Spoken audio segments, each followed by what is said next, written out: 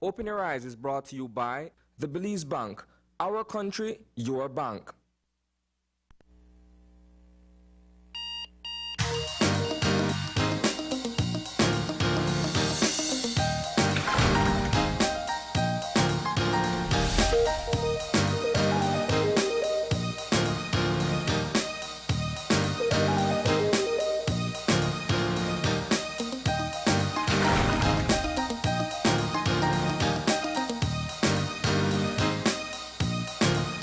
Good morning. Welcome to Open Your Eyes. Start your morning right. I am John Palacio. And I'm Marlene Cuellar. Thank you for joining us this morning. Whew, you know what, Marlene? I couldn't wait to get to work. Like, really?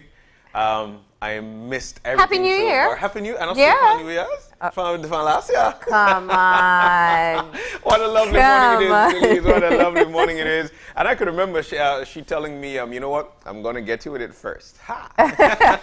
But it's so nice to see one. Yes, indeed, Belize. Happy New Year. And we're starting off the year, let's hope, on the right path. Absolutely. And of course, we got to start off with our weather update. It is looking very strange outdoors. Kind of looks like the start of a rainy day. Indeed, but Crystal is going to tell us exactly what we should expect for today. So Crystal Rosales is on the line. Good morning. She's not yet? No. Okay. All right. She's getting her umbrella to deliver the news. Yes. that already sounds like, a rainy day. But nonetheless, all right, so we're not able to get her on the line at the moment. So let's just go ahead and read the prepared forecast for today. And so the general situation is for relatively moist conditions to prevail. And in the 24-hour forecast, some cloudy spells with showers being isolated and slightly more occurring over the north today. Mainly fair conditions with only isolated showers tonight. All right, so the winds are going to be light and variable, and the sea state will be slight. I love it when it says slight. Temperatures for today along the coast will be highs at 84 degrees Fahrenheit, 86 degrees Fahrenheit inland, and 75 degrees Fahrenheit up in the hills. All right, for tonight, we're looking at 76 along the coast, 72 inland, and 68 in the hills. Well, here we go with our extended forecast. Mainly fair conditions with isolated showers or thunderstorms on Thursday. Then a few showers, periods of rain, and thunderstorms will affect most places Thursday night, especially in the south and coast. All right. And that's what we've got for the weather. A big thank you to forecaster Crystal Rosales at the National Meteorological Service. Thank you. So it says isolated showers, but I gotta say it doesn't look very promising out there right now. So I would plan to encounter some rain at some point in the day. Yesterday, I think it was yesterday, we saw some rains, but it was also sunny in between. So it was. That was a tricky one yesterday morning, actually. And the thing also, Mar, especially with unpredictable weather, if you're going somewhere and you need to get there for a specific time, try to leave earlier. In the event there are glitches on your way. yeah. Yep. All right. So let's get into some motivation. Yes, you ready? ma'am. I'm ready. All right. So we got our eye opener from dailyom.com, and it goes like this. When the word failure comes up, it's a call for us to apply a more enlightened consciousness to the matter at hand. The word failure puts forward a very simplistic way of thinking that allows for only two possibilities: failure or success. Few things in the universe are black and white, yet much of our language reads as if they are. The word failure signifies a paradigm in which all subtlety is lost. When we regard something we've done or ourselves as a failure, we lose our ability to see the truth, which is no doubt considerably more complex. Next time you feel like a failure or fear failure, know that you are under the influence of an outmoded way of perceiving the world. When the word failure comes up, it's a call for us to apply a more enlightened consciousness to the matter at hand. When you are consciously aware of the world and its baggage, you will not fall victim to its darkness. In your own use of language, you may choose to stop using the word failure altogether. This might encourage you to articulate more clearly the truth of the situation, opening your mind to subtleties and possibilities the word failure would never have allowed. I could always, whenever I see that word, just the F-E-I-L, I always think Miss Carolyn Trench Sandiford, simply because she enlightened my mind when it comes to that particular word. So I tend to not be afraid of it because it's actually the first attempt in learning. And for me, because I look at it that way, I do not think back to the days of relating to the word failure and say it is a bad thing.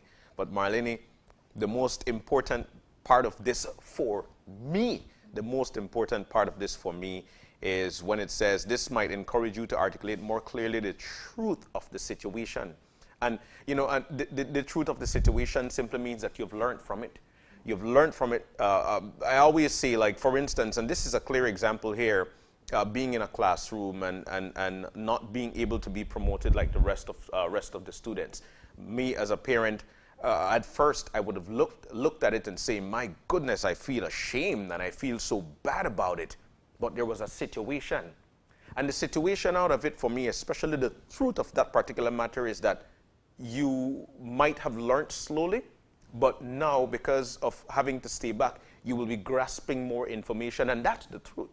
That's how I feel. So I really and truly love this eye-opener, and I hope that you could look at it the same way and saying, you know what, failure, there's a truth behind it. And look, it is a learning process. Some of us might learn slower than the others, but at the same time, we're going to get there together. That's how I feel about it. This is a very good eye-opener. I mean, I love what you brought up from, or conversations with Carolyn. Yeah. First attempt in trying. First attempt in learning. In learning, thank you. You know, if you could just start teaching that to your kids so early, it would be such an amazing way to shift how you see when things don't work out your way. Tough. I think I love the eye-opener this morning, and I think it's a great way to change perspective on whatever it is that you are tackling at the moment. Sometimes you're on a path and you see that it's not going to go your way. That fear of failure, the feelings that come along with it can very often be very crippling. And other times, because you're so fearful of the potential of failure, you don't do anything. So just being able to change your approaches to how you see it, and very much like the eye-opener says, things are never black and white. The shades of gray is where most of us occupy our time. And if you think about it, when you have given your all to a project or an idea, or, you know, maybe you and your family may set certain goals and you work towards it and you fell short, most of the times you're not at your starting point. You've moved, you've grown, and you've made some steps. You didn't make it where you wanted to go, but you made some steps. And that in itself, absolutely, if we take the eye-opener for what it is, cannot be deemed a failure because you have been able to make progress. And I think, you know, it's a tough mindset because we tend to just use markers of success as our way of moving forward. But yet, I mean, be honest with yourself. And that's what it really talks about. Just understand that there's so much more. And you know what? Sometimes you are at your starting point and you have to ask yourself, how much effort did I put in? Yeah. You know, and if you are honest with the efforts that you make, then you know whether or not you know exactly why you haven't been able to accomplish what you set out to do. Like weight loss, you know, you set a goal. Yeah.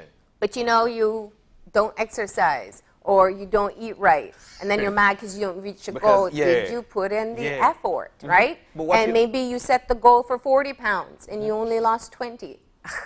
Anyone can acknowledge that that is a success in itself. It is. But what you've learned from that, the learning part of it or the educational part of it is that you just need to continue harder. That's the learning part of it. Mar, while you were mentioning there, this was one of the words that struck out to me, or the sentence that struck out to me. When you are consciously aware of the word and its baggage, you will not fall victim to its darkness. When you're consciously aware of the word and its baggage, you won't fall victim to its darkness. This eye-opener is definitely one that we could read every day just to make sure that it sinks within the mind. Hold it, think about it. Look, with everything that you do, there is an educational process for it. And for that reason, this eye-opener is definitely one of those that I reckon the most. All right. So there we go. There you have it.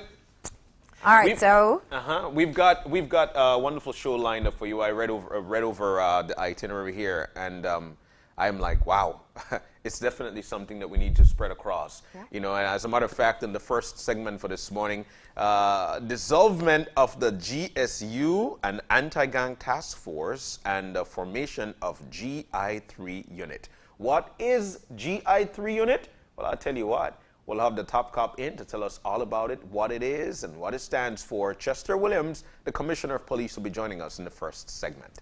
All right. And the second part of our show, we've been hearing quite a lot about the new strain or the mutation of the coronavirus that was detected first in the United Kingdom.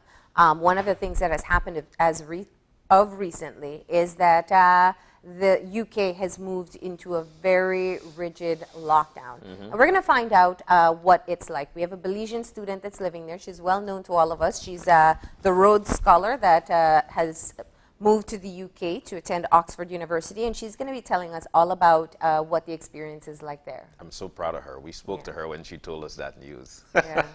In our third segment for today, the tips for healthy resolutions and lifestyle for 2021.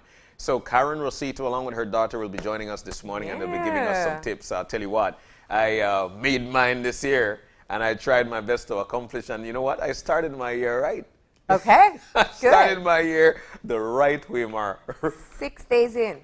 Yeah, progress. 6 days in. All right. On the first day of the year, I accomplished a feat that I thought, man, I don't think that I would be able to, and it was to run all the way from Ladyville to Belize City. Good. And I was like, oh my goodness, but at a certain pace, because I know there's always a cancer walk, and some folks would tell you, you know what, I've done it, but it was the pace that it was done by, and I was like, thank God. So I felt so good. I started New Year at 5 a.m. the right way. So we can sign you up for the next half marathon. I guess I should.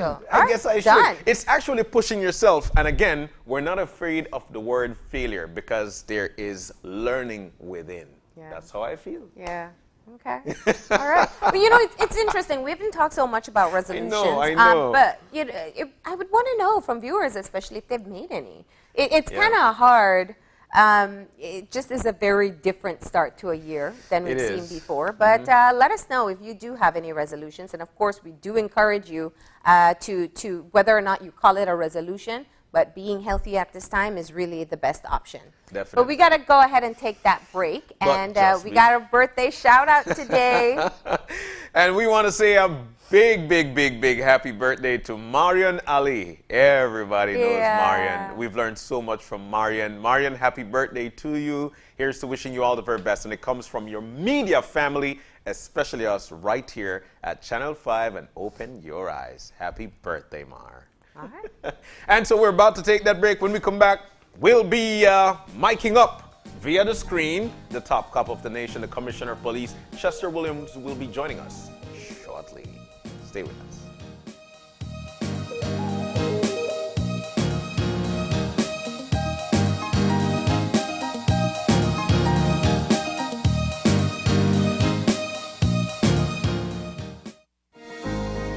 In these challenging times, the one thing that is certain is that the Belize Bank Limited is here for you.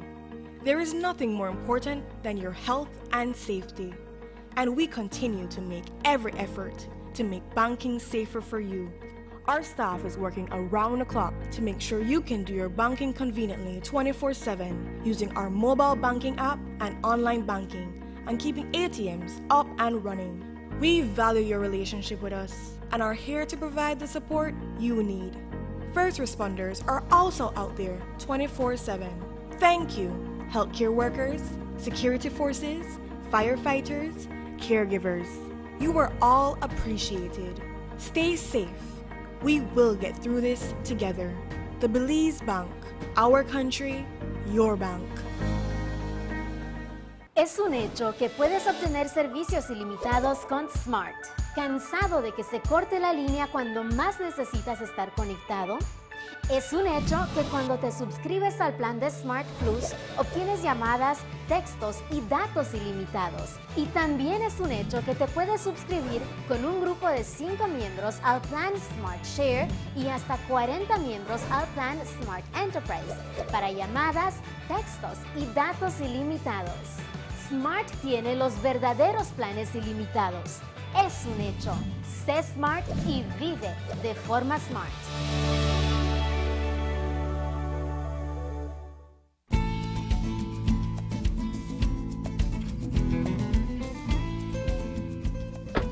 Hola, Tony. Hey Kevin, ¿qué onda? ¿Qué pasa? Nada, le vine a buscar porque necesito comprar más mercancías de vasos y platos desechables para mi tienda de comestible. Me estoy quedando sin esas cosas. No, hombre, fíjate que desde el 15 de abril no puedo importar nada de eso. Y se me acaba de terminar todo lo que tenía hace como 3 semanas. Oye, pero nunca has estado sin esas cosas. ¿Qué está pasando? Mira esto. Esta es la nueva ley que prohíbe todo el uso de plásticos no reutilizables. Esos son vasos, platos, cucharas, tenedores, todo eso. Desde 15 de abril de este año no he podido importar nada de eso. A partir del 15 de enero del 2021 nadie puede fabricarlo. 15 de abril 2021 nadie lo puede vender. Y a partir del 14 de julio del 2021 si alguien te agarra con eso, te multan. Híjole, no sabía eso. Necesito cambiar algunas cosas. Les diré a mis clientes por qué esas cosas ya no están disponibles. Gracias, Antonio. Así es, cuídate, man.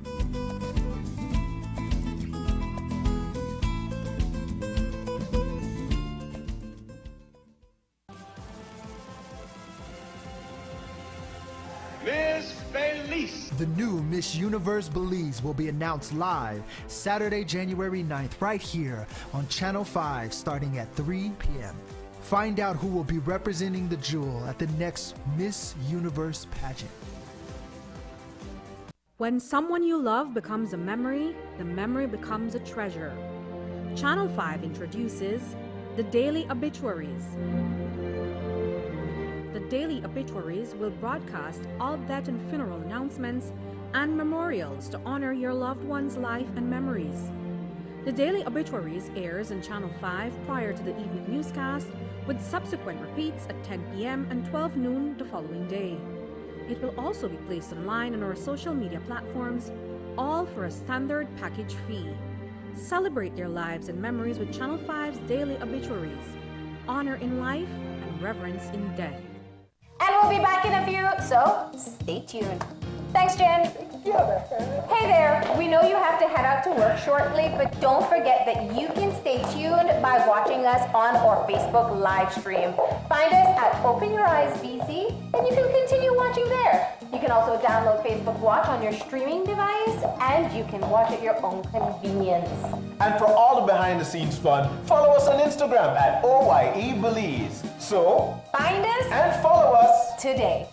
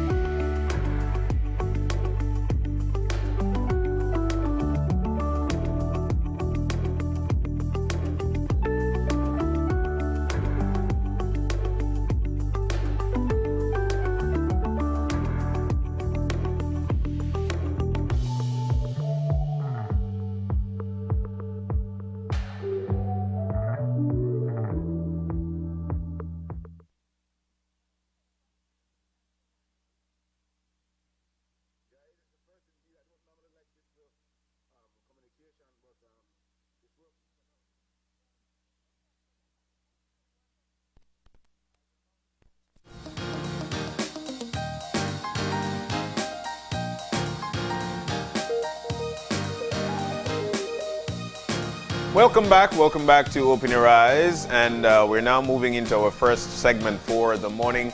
And just before the commercial break, we told you about the dissolvement of the GSU, an anti-gang task force, and formation of GI3 unit. And I told you, you know what? Yeah, we all wanted to know what it is, or we all want to know what it is. And we've got in with us the top cop of the country. The Commissioner of Police is on the screen with us, Chester Williams. Sir, good morning. Good morning. Buenos días, señor Palacio y señor Marlene. Buita Benafe, senor, and Happy New Year.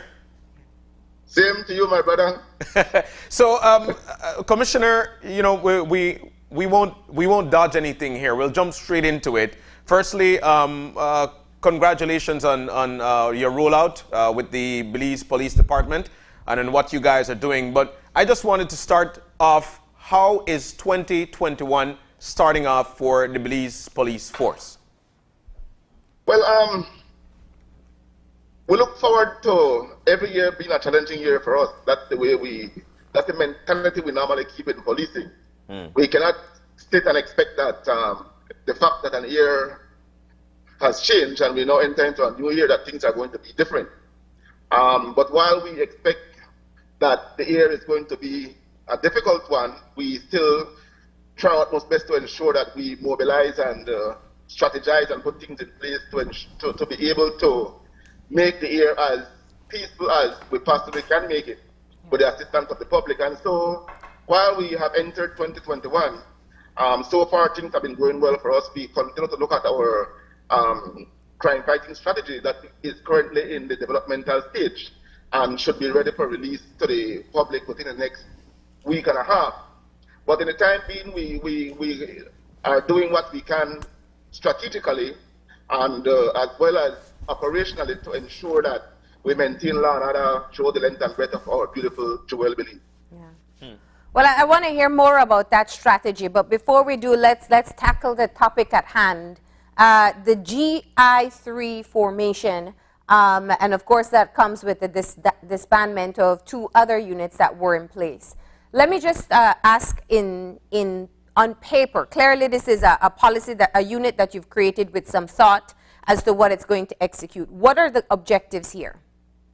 Well, let me first and foremost say that while we have disbanded the GSU and the anti-gang task force, the GSU, while yes, they may have left a bitter taste in the mouth of many Belizeans, that the GSU was indeed a formidable unit, and they did some exceptionally good work throughout the years of their existence. And the anti-gang task force, which was only about 2 years old, also did a lot in terms of the gang investigations and charging these gang members under the amendment to the Crime Control and Criminal Justice Act. And so, yes, both of them were very good units. But like with all things, there is always the bad about it. And while anti-gang task force, there was nothing bad out there about them in terms of their performance, we do have that issue as it relates to the aggressive use of force against citizens where the GSU was concerned. And while, yes, they did a lot of good, the bad that they do often overcomes the good that they did. And so it was in that spirit that the new government, when it took office, and you would know that it was a part of their campaign, that if they were to win the election, the GSU would be disbanded. The new government is the police department, and so whatever it is that they have in policy, it is my duty as a commissioner to ensure that the policy of the minister or the government is achieved. And it was with that spirit that myself,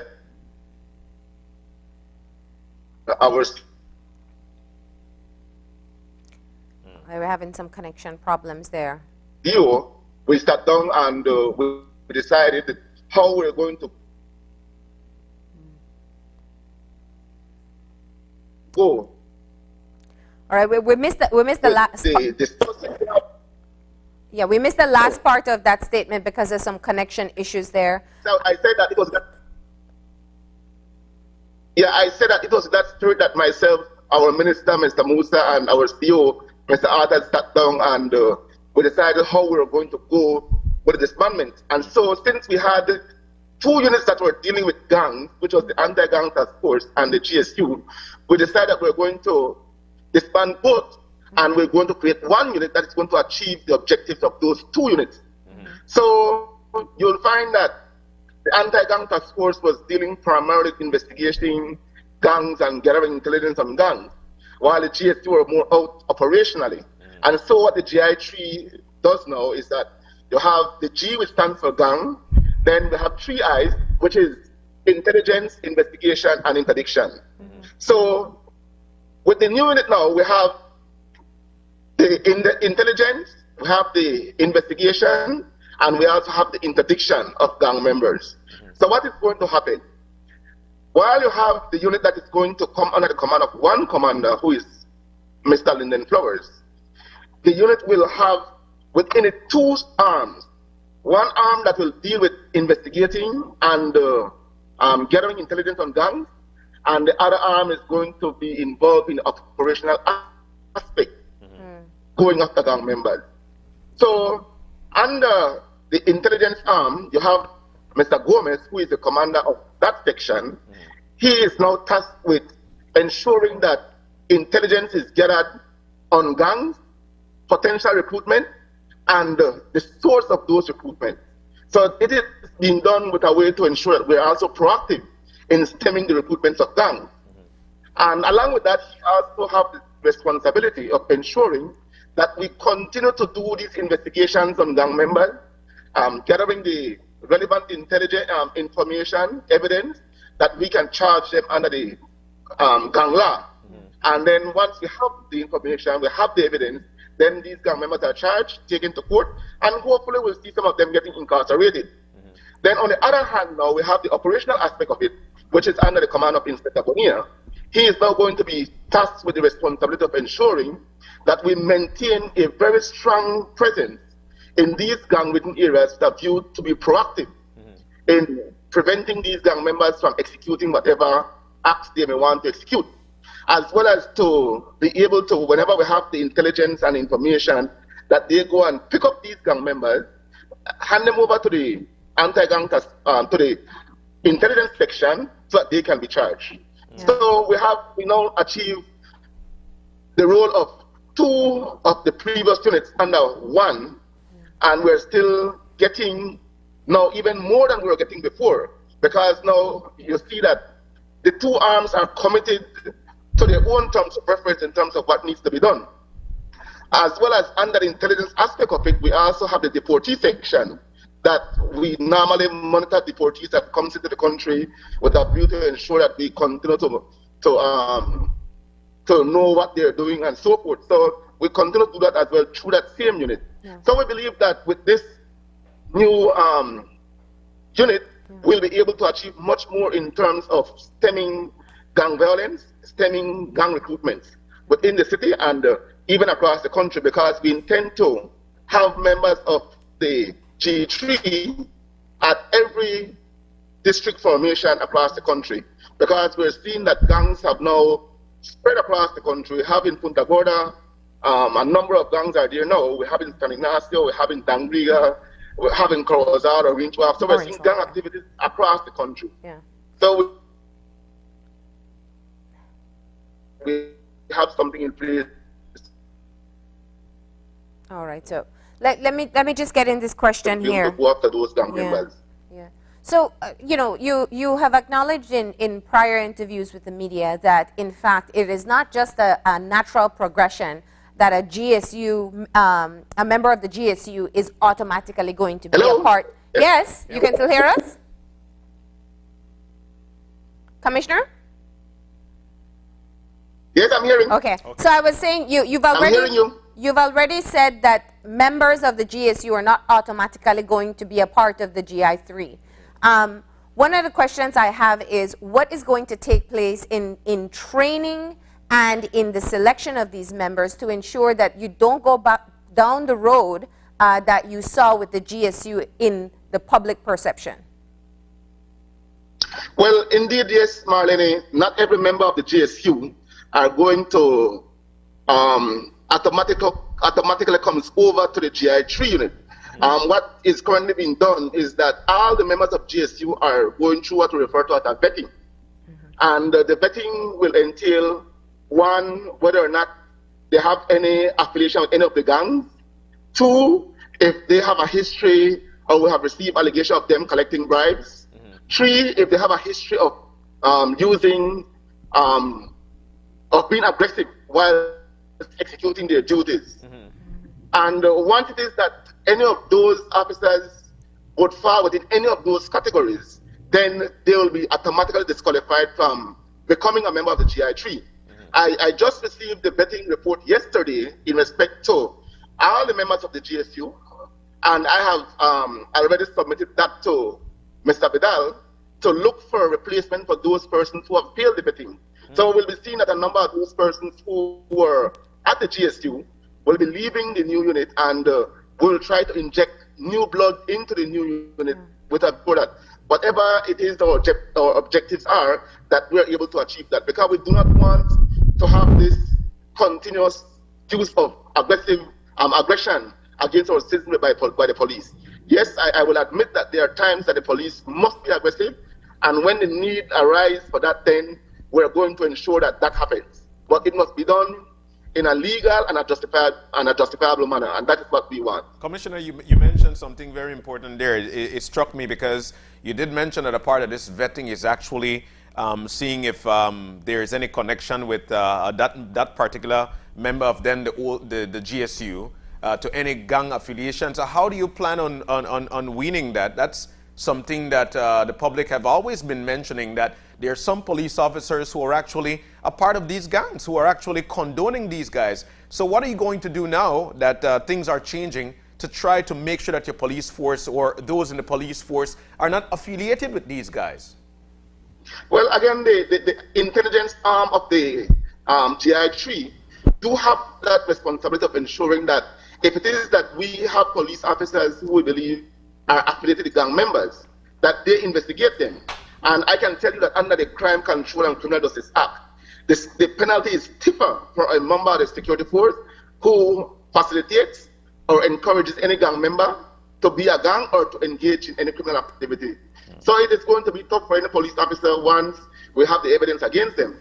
But while we have received numerous information, and in some instances credible information of the involvement of police officers in gangs, we have not had persons who have been able to come forward willingly and give statements to say, you know what, this policeman is a member of this gang, we saw him engaging with them. People are afraid to do that. So while we have the information that we can act on internally in terms of removing them from a unit, we do not have sufficient that we can charge them for being member of a gang. And so what we have to do then is to see how we can continue to monitor them with a view to ensure that we collect the evidence, because the truth is, I'm not going to be naive. The truth is we do have a number of police officers who have gang affiliation. And if it is that we have officers with gang affiliation within the GI3, then they're going to treat some gang different than how they treat others. And that is not going to sit well with us, and it is also not going to sit well with the other persons within our society. Now, you have said before as well that even with the legislative changes, the enhancements on the Crime Control Act and how it allowed for stiffer penalties and more detailed charges on gang members, that while that was created, it was difficult to be able to gather sufficient evidence to levy charges. Will that issue be addressed now that you're looking at approaching the situation of gangs from a more legal perspective? Yes, Marlene, that is always going to be there, because when we look at cases that have gone through a full court trial within the Caribbean for gang membership, we have looked at the amount of evidence that the court expect the police to produce with a view to give the court that assurance, and the assurance must be beyond all reasonable doubts, that the accused person is in fact a gang member. And I honestly believe that the threshold must be high indeed, because if you're accusing someone of being a gang member, you must have good evidence to show to the court that the person is in fact a gang member. And so the threshold is extremely high. And so what we do is that we will look at these cited cases from across the Caribbean. Jamaica just had one completed, I think about 2 months ago. And that case is very extensive. It gives us a lot in terms of how we can investigate and get evidence on these gang members. And so our investigations are guided by those cited cases. But notwithstanding that, I can tell you that we have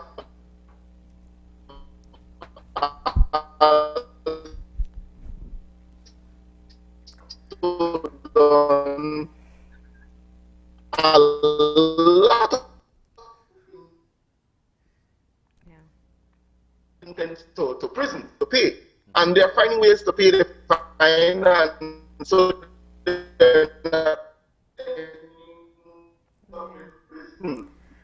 but I'm sure that if they are to be charged.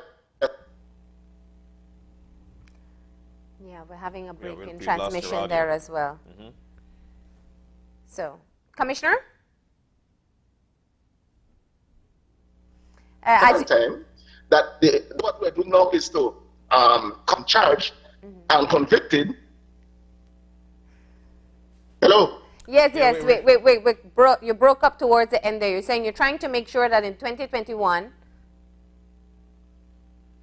Yeah, you're hearing me now? Yes, Yeah, yes. we're hearing you. Okay, yeah. So what I was saying was that while many of them have been charged and convicted, they continue to be a gang member. And so what we're doing now is to commence our second round of investigation on them to be able to collect sufficient evidence to prove to the court that despite being convicted, they continue to be a gang member. And once you have that evidence, we'll charge them again. They go before the court. And if convicted, I'm sure the court is going to give them an imprisonment sentence as opposed to a fine. So that is what we're working on now. So while all the policy changes and unit formation is taking place, there's still very active gang activity taking place on the ground, and we see that in whether it is shootings, attempted shootings, or actual murder. From your knowledge, Commissioner, this situation is one that you have battled with flare-ups.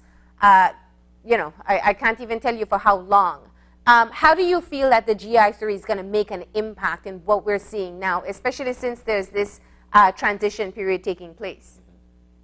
Well, Marlene, we don't expect that GI3 is going to be that silver lining that is going to eliminate the issue of gangs. I believe that as a society, we all have a responsibility of ensuring that we do our part, because the truth be told, the issue of fighting crime and fighting these gang members is not one solely for the police. We have many stakeholders, including every member of our society, who must play their role to be able to rid our society of gangs. And so, yes, we do expect that the GI3 and the other units within the Belize Police Department, which include the SPU, as you would know, the SPU is now in the St. Martin's area where we have the gang flare-ups about 2 weeks ago.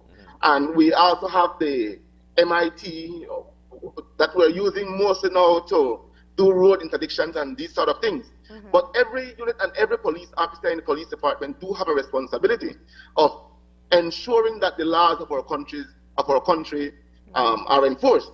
And so, while yes, we have the GI3 who is specifically tasked with going after gang members, it is also responsible of every police officer. And I want to call on the citizenry to continue to work with us, because in 2020, we do get a lot of assistance from the public in terms of giving us information about firearms, drugs, gang activities, and these sort of things, including to solve some of our cases. And we welcome that, and we hope that in 2021 we can build more on that, because that is what is going to help us. Every citizen playing their role in the criminal justice system with a view to ensure that the justice system works for all. For so many years now, we have been hearing that the justice system is not good, it is very poor. But the truth is, while we look at it and we try to blame the police, the prosecution, the court, and the prison, it spans beyond the different arms that have been classified as being part of the criminal justice system, because the justice system cannot work without the citizenry. They are the ones who goes to the police, give statement when something occurs is committed against them, and so when the matter goes to court, they are required to go to court and tell the judge or the magistrate what actually transpired. In the absence of them doing so, then the court is impotent in terms of doing what needs to be done to put away the criminal. So we all must play our role if we want to see a better justice system. Absolutely. We're here talking about GI3, and it's very important, especially when we move on to change things and trying to make sure that the public continues to be safe. But exactly right, Commissioner. Whereby while we've got this GI3 going on, it must be the buy-in from the public that would make it work. So how do we plan to roll this out? We're talking about the GI3, but at the same time, I think we need to roll the information or actually bring the buy-in to the public. How do you plan to do that? Well, the truth is, Mr. Palacio, is that what we're doing here right now is an example, explain to the public what the GI3 is all about. And I don't expect that the public is going to get up this morning, hear me saying this, and automatically they're going to buy into it. It's just like when you meet a woman, Mr. Pal, you court the woman, she don't believe you right away. It takes some time, it takes consistency, it takes your behavior, how you behave towards her, in order for her to be sure that you're serious about her. Then she gives in. So it's the same principle applies here. We must go to the public, we must show the public, you know, this is what the GI3 is about, this is what they're going to do, and that must be demonstrated by the actions of the GI3 out on the street, to be able to give the public that assurance that, you know what, GI3 is different than the GSU. And eventually they're going to see it and they're going to buy into it. Now, yes, there is a need for training.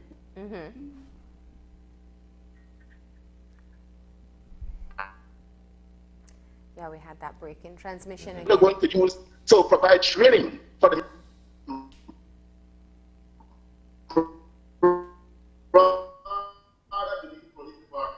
as you know, we recently have Brown, who is the Dean of Academics, on the training for police officers to be able to ensure that we make the police department more professional in how we deal with the public.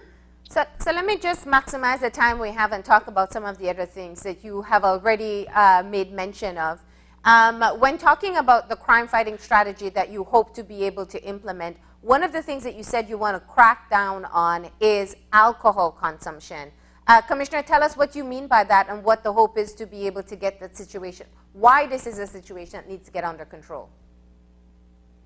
Well, we continue to see, Marlene, that a number of murders are as a result of alcohol consumption. Now, in 2020, we saw a significant reduction in that type of murders because, for the most part, you know that the bars have been closed for almost 6 months. So there is a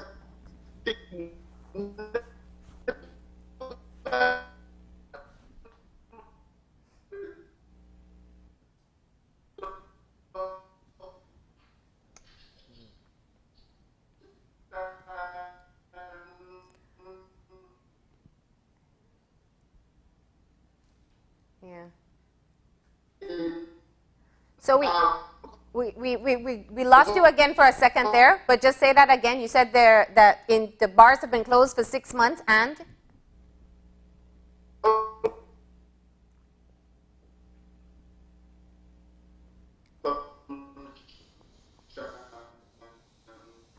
And so that also means, which would have been caused a number of persons who, and when that occurs, then the accuracy had reduced significantly. It is still there. Hello? Yes, yeah, yes. Hello? Hearing you. I was saying we lost you from the point you said that the bars were closed at 6 months. Okay. Yeah, so I was saying that the bars have been closed for almost 6 months.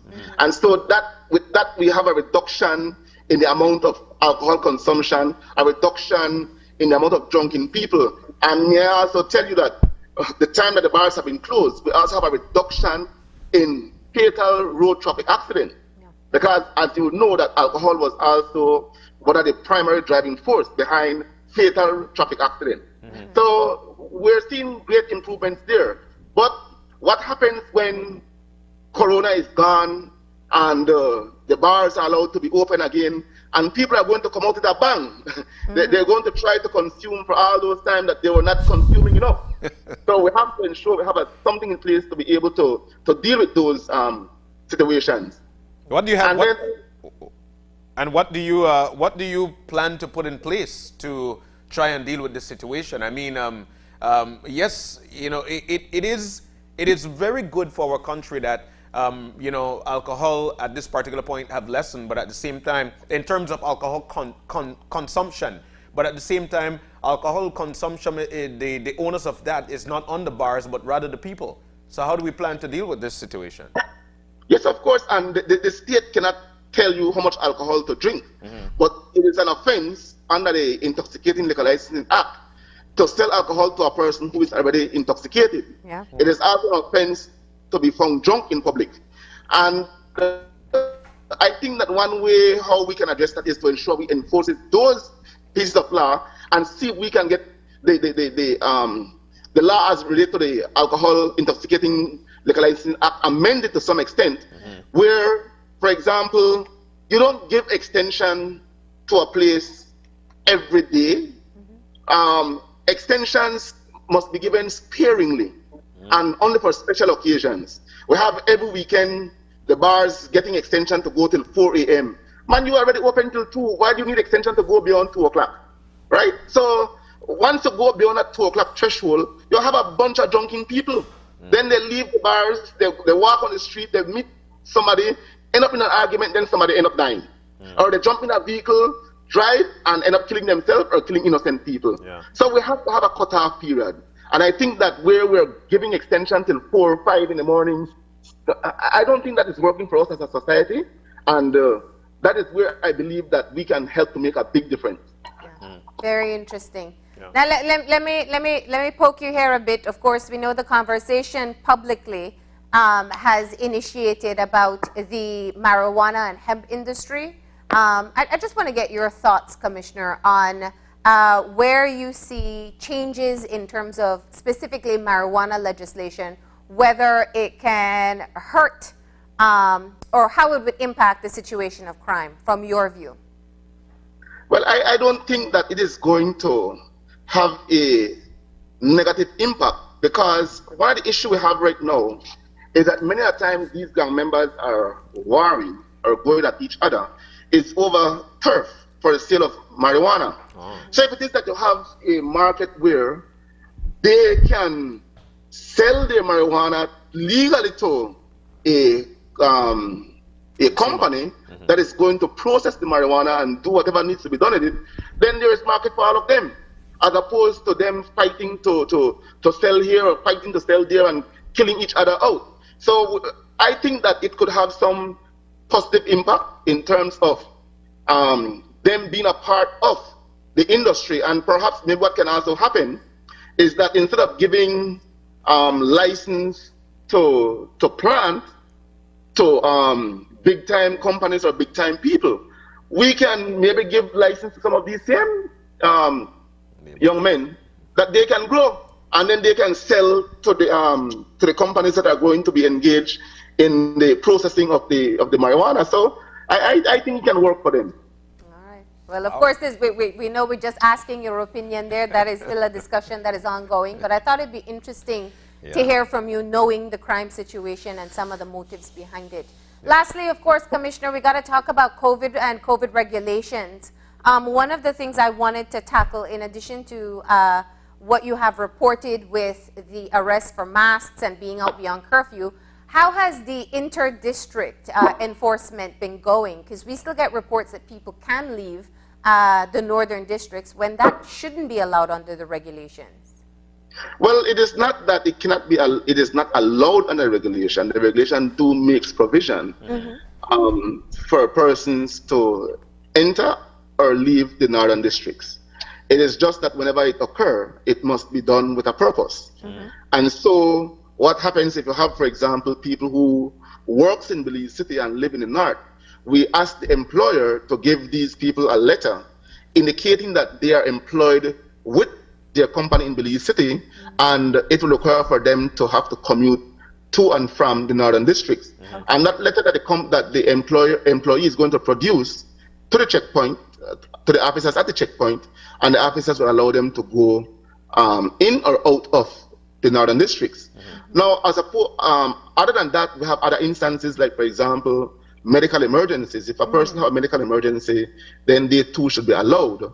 We also have persons who needs to go and buy emergency provisions in the city or in the north. They must also be allowed.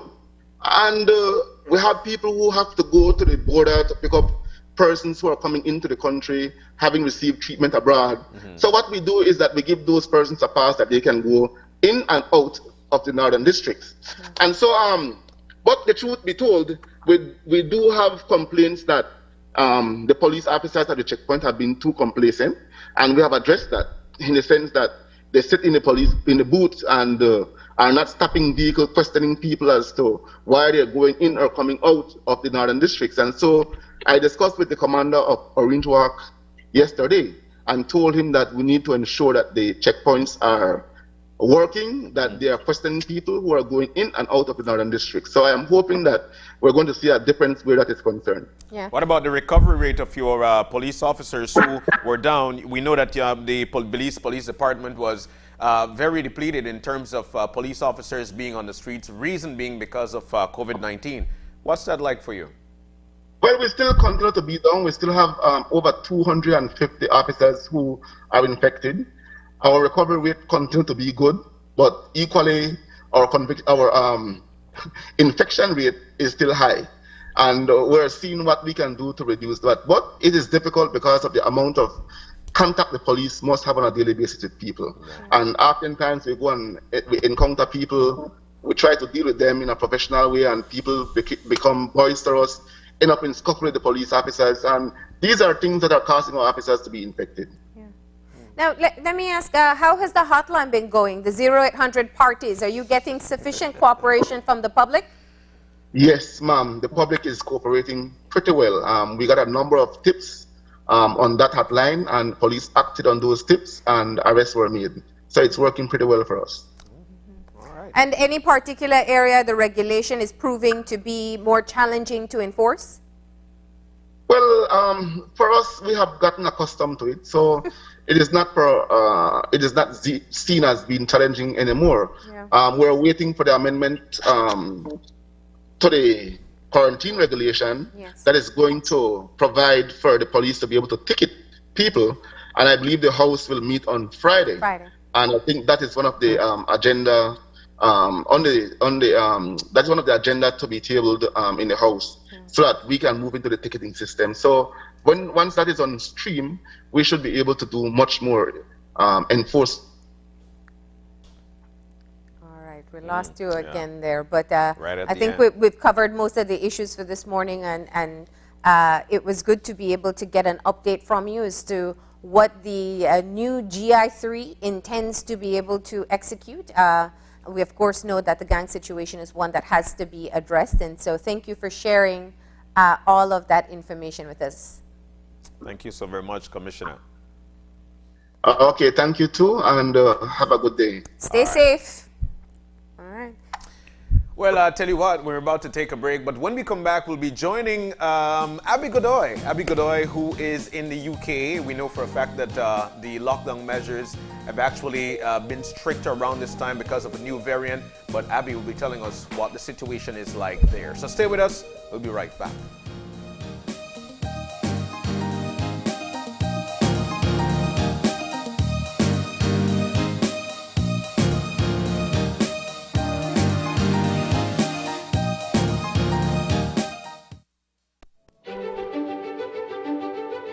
Technology is ubiquitous, and it's transforming how, when, and where we work.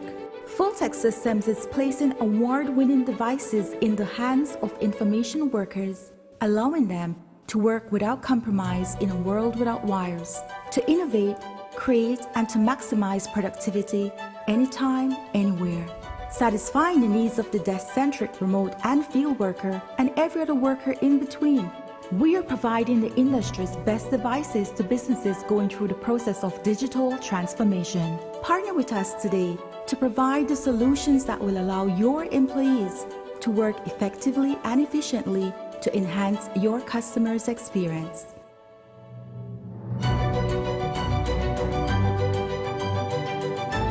Full-Tech Systems, your technology center, where you'll come for the price, but stay for the service.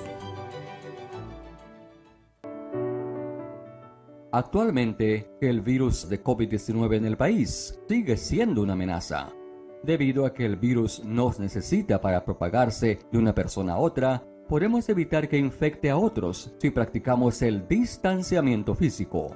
Eso significa, manténgase al menos a 6 pies de distancia de otras personas.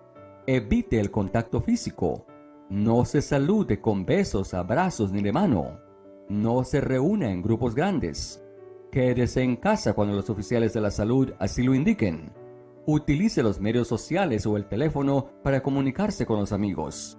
Evite los espacios cerrados y las áreas con mucha gente. Trabaje desde casa si puede. No visite a nadie que esté enfermo, en cuarentena o en aislamiento. Mejor, llámelos por teléfono. Protejamos nuestra salud.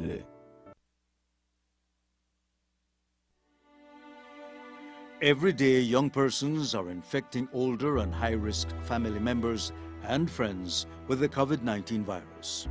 This Christmas could become the super spreader event we've all been afraid of. The end result is suffering and a horrible death. Please, do not let a couple of hours of fun cause a lifetime of mourning and pain. Practice physical distancing, wash hands often, and wear your mask properly. Staying home this Christmas will ensure many more with your loved ones in the years to come. A message from the Ministry of Health and Wellness.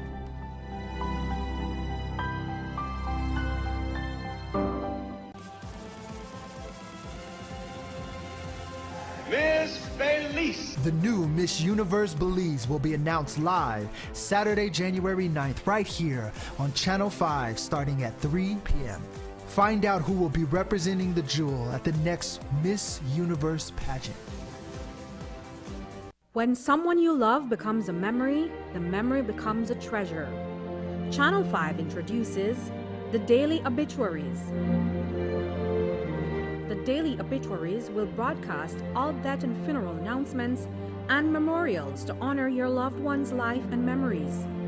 The Daily Obituaries airs on Channel 5 prior to the evening newscast, with subsequent repeats at 10 p.m. and 12 noon the following day. It will also be placed online on our social media platforms, all for a standard package fee. Celebrate their lives and memories with Channel 5's Daily Obituaries. Honor in life and reverence in death. And we'll be back in a few, so stay tuned. Thanks, Jen. Hey there, we know you have to head out to work shortly, but don't forget that you can stay tuned by watching us on our Facebook live stream. Find us at Open Your Eyes BC, and you can continue watching there. You can also download Facebook Watch on your streaming device, and you can watch at your own convenience. And for all the behind-the-scenes fun, follow us on Instagram at OYE Belize. So, find us and follow us today.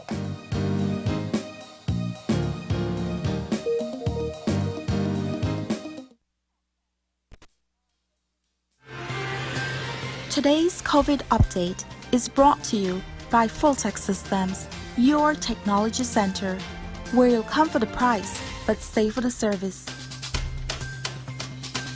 And welcome back to Open Your Eyes. Full-Tech, thank you so very much for providing us coverage with this COVID-19 update, all courtesy Full-Tech Systems. Now on the screen with us, we've got Abby Godoy. Abby have been on the show with us several times, chit-chatting about different things, but mainly so she did mention that, you know what, I got a scholarship and I'll be venturing out of the country.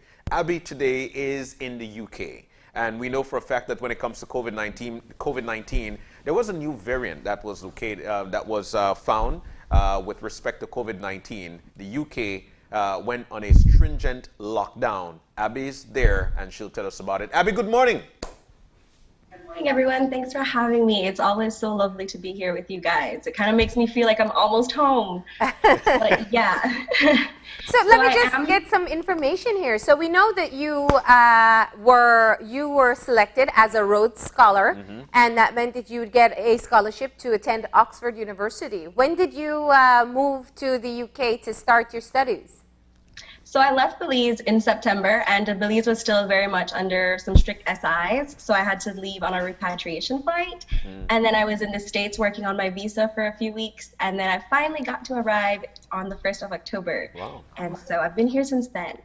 What is the experience like at this time? So I keep joking that everyone kept telling me this was going to be a once-in-a-lifetime experience. I just don't think they knew how once-in-a-lifetime this would be. So I've actually spent probably a month of my time here in self-isolation. First, when I arrived, they have pretty strict measures. And then once when someone in my house got sick, I had to spend 14 days in lockdown. And now I have a new lockdown that is a lot stricter than any of the tiers before, where I'm only allowed to leave my house for essential goods or for medical services. And I'm allowed to walk outside once per day with one person outside my household if I absolutely need to. What's it like there? So you got the experience of both worlds. You were here when we went through our rigid lockdown. Now tell me what it's like being new to the country and kind of seeing how they respond and educate the public and their rollout of their measures. So it's actually quite similar. I think a lot of it has to do with education. Similarly, people here are just putting up posters, ads, making sure that everyone understands what they're supposed to be doing. There's a lot of social responsibility. Of course, after I think a year of the stringent measures, people are starting to get a little touchy. So I know that for New Year's, there was some protesters in London, which was in tier 4, which was back then the highest lockdown that we could have had. But now, of course, the tiers have been dissolved and the entire country is in lockdown. So it's been a very interesting experience. I feel like there's definitely more resistance here in the UK to the measures than there was in Belize. But of course, I haven't been in Belize over the last few months, so I couldn't speak on that. Well, what do you mean by resistance? You noted the protest. What other observations makes you think that? I feel like a lot of people here also just don't wear their masks in public spaces while they're walking, which is something that I'm not used to, because in Belize you get fined as soon as you step out of your house without your mask. Yeah. So I feel like there's a little resistance to some of the measures. You know, I really and truly appreciate that you mentioning that, because one of the things that we always do with our country, only in a Belize you find out that people do that, only in a Belize, but now you moving from Belize, moving over to the UK, you know how it is. But Abby, more so what I'd like to find out, what was it like when you found out that there was a new variant that was, and they had to go back to a more stricter lockdown? How did you cope with that? So for me, it wasn't much of a difference because I was already in a tier 4 area.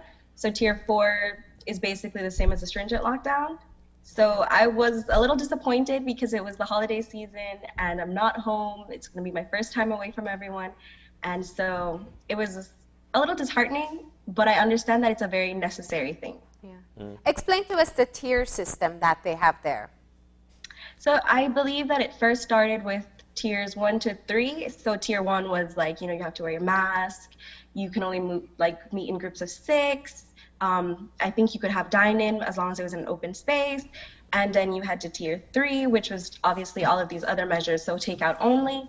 And then in December, they moved and created a new tier, which is tier 4, which is essentially just a lockdown, where you cannot meet with people, can't dine in, you are only allowed outside for walks and essential goods. Yeah. And they would do it in pocketed areas. So London, for example, was at tier 4, depending on what they were seeing there. Yeah, so I think the last time that they announced tiers, the rest of the country was a tier 3. I think London was in tier 4, Oxford was in tier 4, a few parts in the east were in tier 4. But I think that we had over 60,000 cases reported either yesterday or the day before. So the new stringent measures were very necessary. to be moved across the board. It's definitely big news to see the level of measures that the UK is taking at this time to be able to kind of contain the situation. You know, what you mentioned earlier was kind of just an overview of how strict it is, but give us the breakdown. What's allowed, what's not allowed? I mean, is it that everyone will simply be locked up in their house, no one goes to work? So currently the lockdown is called stay home. And so, yeah, you're not supposed to be going out unless you're an essential worker. For me, because I'm in school, the teaching is going to be done remotely until mid-February at least. I'm sorry. What I was asking you for the breakdown of the measures itself. So it's stay home. Everyone stays home, Stay home. even to work. Even to work. So if you want to go outside, you're allowed to go outside to walk once a day. You're allowed to go to the store for goods. Of course, you're encouraged to do like bulk shopping, so you don't have to be going out every day. We're not allowed to travel unless absolutely necessary. So especially when the tiers were up, you couldn't travel to a tier 4 destination, or you couldn't leave a tier 4 destination. I know for international students, because I live in a college city, they're being asked not to return until at least mid-February, unless absolutely necessary. Okay. So they're just essentially asking everyone to stay put and wait it out. I think that has to do a lot with the vaccination and how fast it's moving along. I think we vaccinated 1.4 million people already. So your experience so far has been empty streets? Not really. No? No. So I don't know if it's just because I live in Oxford and it's a lot of college students, but almost every day you see people walking.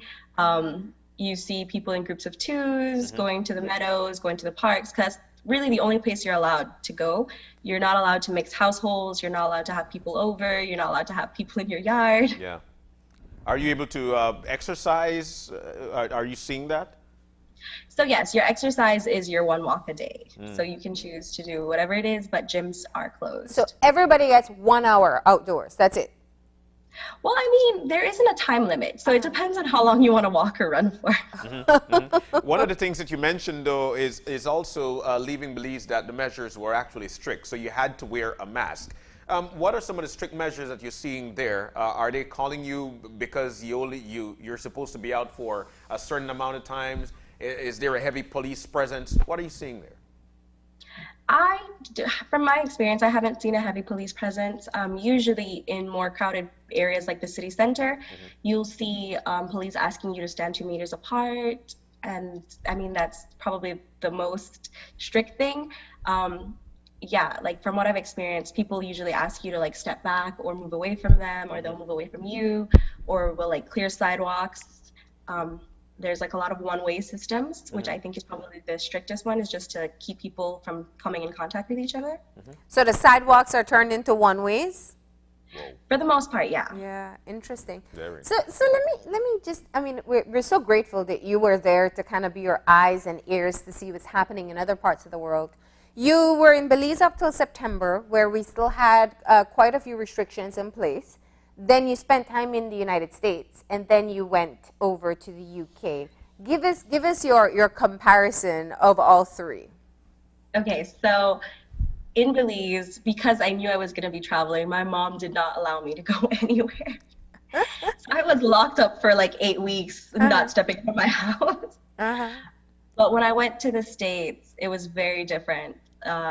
Masks weren't even really a thing unless you were in like a major superstore or mall. Yeah. And so I was out and about. My mom would be mad, but yes. And it really wasn't that strict, and I didn't feel pressured into following the rules. Maybe that was it. Maybe that's my fault. Yeah. But in the UK, yeah, it's definitely a lot stricter than it was in the States. Yeah. And then I actually got the opportunity to travel during my holidays before this new strain. And so the place that I've been to that's been the strictest is definitely in Spain. Yeah. Wow. Yeah. So let's talk about what does that mean? I mean, how do you interpret when you see what it was like in the US, when you see what it was like in the UK, when you see what it was like in Spain, how does that make you feel about what we are doing here? I think that Belize and Spain are definitely at the same level of strictness when it comes to mask wearing and perhaps space. I think that the police presence is definitely felt more in both countries than I have in the UK and the US. Wow. And the response from people, the cooperation? I feel that Spain definitely had the most cooperation. I know that when I was in Belize, I had a few of my friends who were like, oh, you know, like I know this is happening and I know it's serious, but I still want to meet up and party. That is not happening in other parts of the world. Wow. Let's talk about your college experience. I mean, I feel a sense of pride because I could always remember the conversation we had with you telling us that you actually got this scholarship. What is it like? You're actually doing exactly what you said you would have. What is this experience like for you, Abby? I think it's been very different, more different than I expected. Oxford schooling is just different on a whole. I'm used to having like 7 different assignments due in 1 week and like 7 classes. Meanwhile, here I've only had 3 classes, 1 face-to-face that I was very fortunate to have. And everything else was online. I am taking my qualifying exams this semester. So it was very strange to finish a semester and not have like a crazy workload due or like a crazy amount of exams to be studying for. But it's been very interesting. I absolutely love the program I'm in. I love my advisor. And I haven't picked a thesis yet, but I'm definitely studying the Caribbean and social movements, youth, all the things that I'm passionate about. Oh, that's fantastic to hear. So, I mean, technically, if you didn't go, if you didn't leave Belize at that time, you wouldn't have been allowed to go back in until after February, right? Yeah. For school. Okay. Okay. Yeah, and it was a struggle to get out of Belize, and so it was a very interesting experience from the get-go because I had to get special permission to leave, and I felt like I've definitely had an unforgettable experience. Abby, once you've left your country, you become an ambassador for your country. And I always love going over to other countries and then having people ask me the question, what is Belize like? What are the questions that you've been getting, probably from your peers, people that you've met, you know, once or twice while you're on your time there? It's funny, actually. I joined a small constituency group, which is just like small countries or places that don't have a lot of students coming to. And we were playing a game, and it was a guessing game, and absolutely no one could guess where this country with the blue hole and border with Guatemala, but not an island in the Caribbean. And it was so fun. So people usually just ask me, where is Belize? People are usually surprised that we speak English. Yeah. But I think for most of my Caribbean friends, it's always a topic around food, and especially like mestizo food. Yeah. Oh, that's cool. So that's been fun. Abby, there are a lot of people who definitely want to be living. And I say this dream simply because education is definitely one of those. So there are a lot of people who feel like you, who will want to be living this dream. How important would you say it is for them to continue to follow along? Because like I mentioned, you're an ambassador now for your country, and you've been working hard to get yourself into where you are. How important is it, or what advice would you have for people who want to be living that educational dream that you are? I definitely have to tell you that it's not always about just working hard or studying the hardest, because you don't have to be the smartest person in the room to have these opportunities. You just have to be very dedicated to achieving your goals or helping others. I feel like volunteering has always been one of the core parts of my life, and I feel like that's really helped me in this situation. But also, I mean, if you want something badly enough, it can happen. And I strongly believe that it's all about seasons in your life. And sometimes you get very disappointed when you get rejected by someone or some place or some scholarship, and it feels very discouraging. But it might not have been the right season for it. You might not have been ready. You just didn't want to accept that. So I think it's all about coming to terms with just taking every opportunity as it comes. And some of them are for you and some of them aren't, but that shouldn't discourage you. I mean, it's so great to hear from you. It's so great to see you. And while I'm sure it's not the Oxford experience that you first imagined, it is also a one-of-a-kind experience that you'll get to see there. Just the workload, I have an interest in that. Of course, you know, Oxford is one of the most prestigious colleges in the world. And I'm sure, even as a fantastic student as you are, you probably had a bit of apprehension about being able to keep up. What's that been like? So yeah, so people definitely weren't kidding when they were like, you know, Oxford is very competitive to get into. The work is a lot. So I remember crying like in the middle of the semester, and I'm like, why do I have 800 pages to read by tomorrow morning, and why can't I do it all? But luckily I have a very understanding advisor, and he's like, you know, you're not supposed to be able to read 800 pages every night. Like, your goal is to try and absorb as much as you can and the most important things from these readings. So keeping up is important, but sometimes it's not that you're supposed to be able to do it. You're just supposed to do as much as you can. And so I feel like a lot of the pressure is just trying to build you into being able to put out work that's quality under a very stringent amount of time. And so that's also been something I'm getting used to.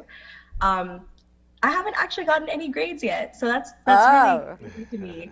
So you don't actually get graded work back. You literally just get comments on your writing. And so that's been fun because you're in suspense and you just don't know what's going to happen. Well, that's one way of looking at it, right? All right. So the lockdown that you're currently under, it is until mid-February? It would appear so. Yeah. All right. And I mean, just how do you feel? Do you feel fearful of contracting the COVID-19? Is it something that you've kind of just grown accustomed to?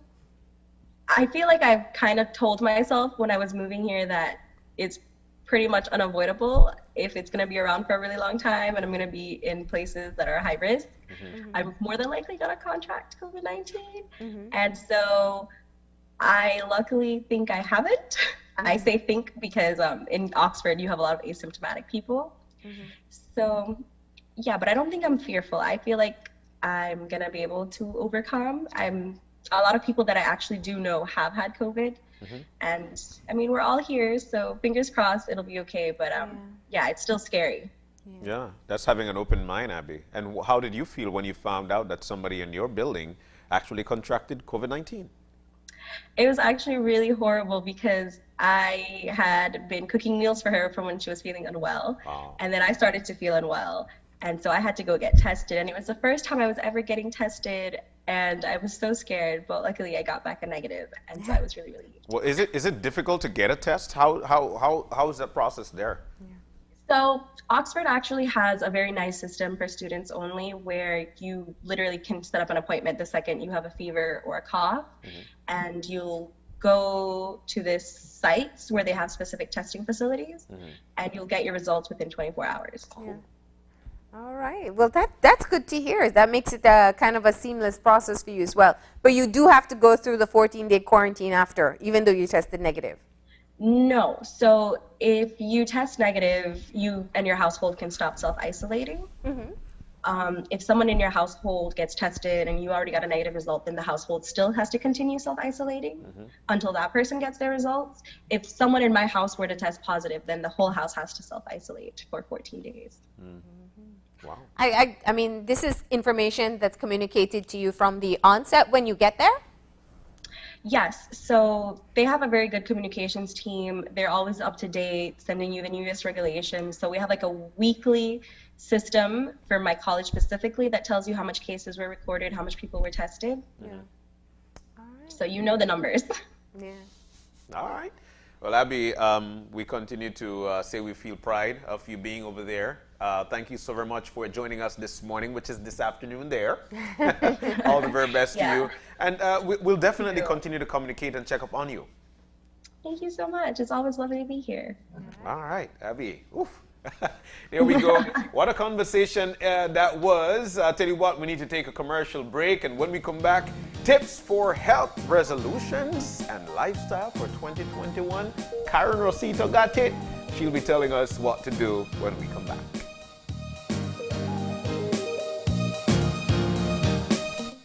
To you by Fulltech Systems, your technology center, where you'll come for the price, but stay for the service.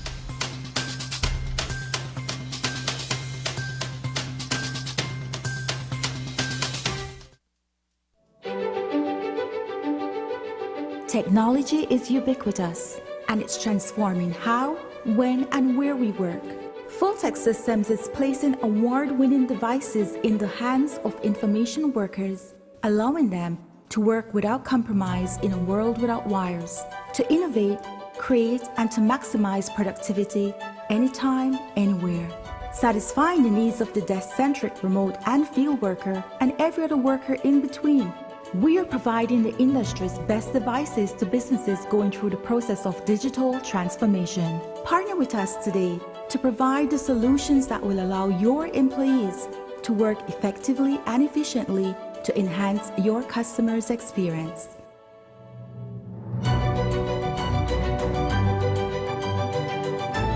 Full-Tech Systems, your technology center, where you'll come for the price, but stay for the service.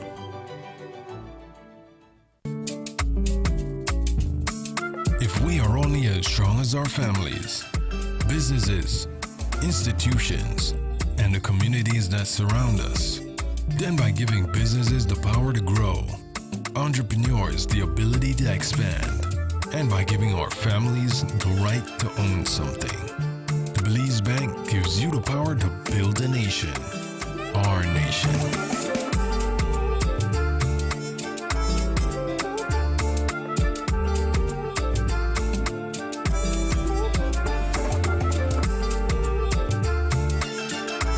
We are stronger together. The Belize Bank, our country, your bank.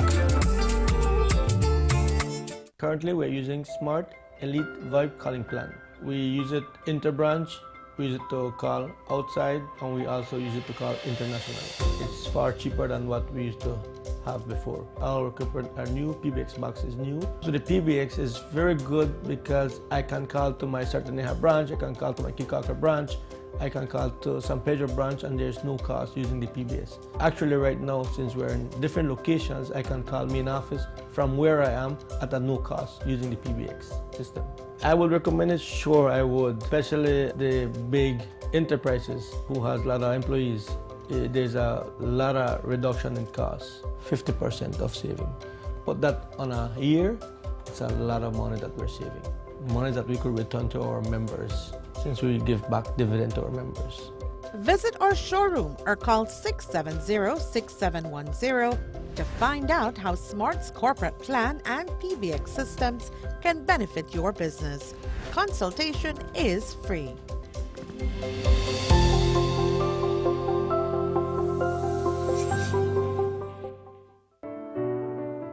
The virus that causes COVID-19 may be spreading in our community.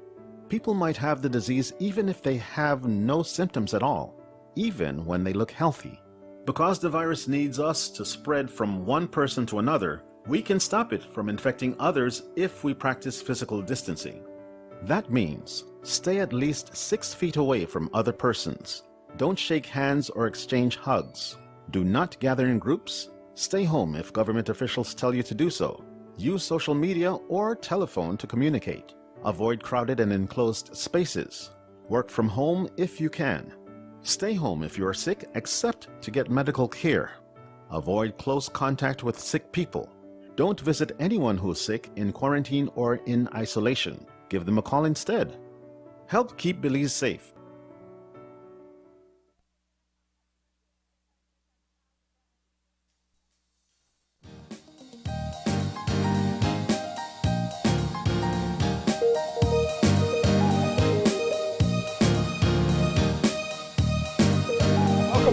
Welcome back to Open Your Eyes. We're now moving into our third and final segment for the morning, and this one surrounds tips for healthy resolutions and lifestyle for 2021. Yes, it's here. 2021 is here. And in with us, we've got nutritionist, health and wellness and sports consultant, Karen Rosito. And guess what? Her daughter is joining her from the States, wellness coach, Diana Rosito. Guys, good morning. You're looking so lovely, both of you.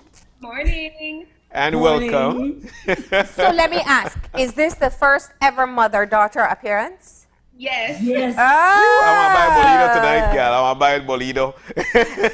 I'm so happy to hear that.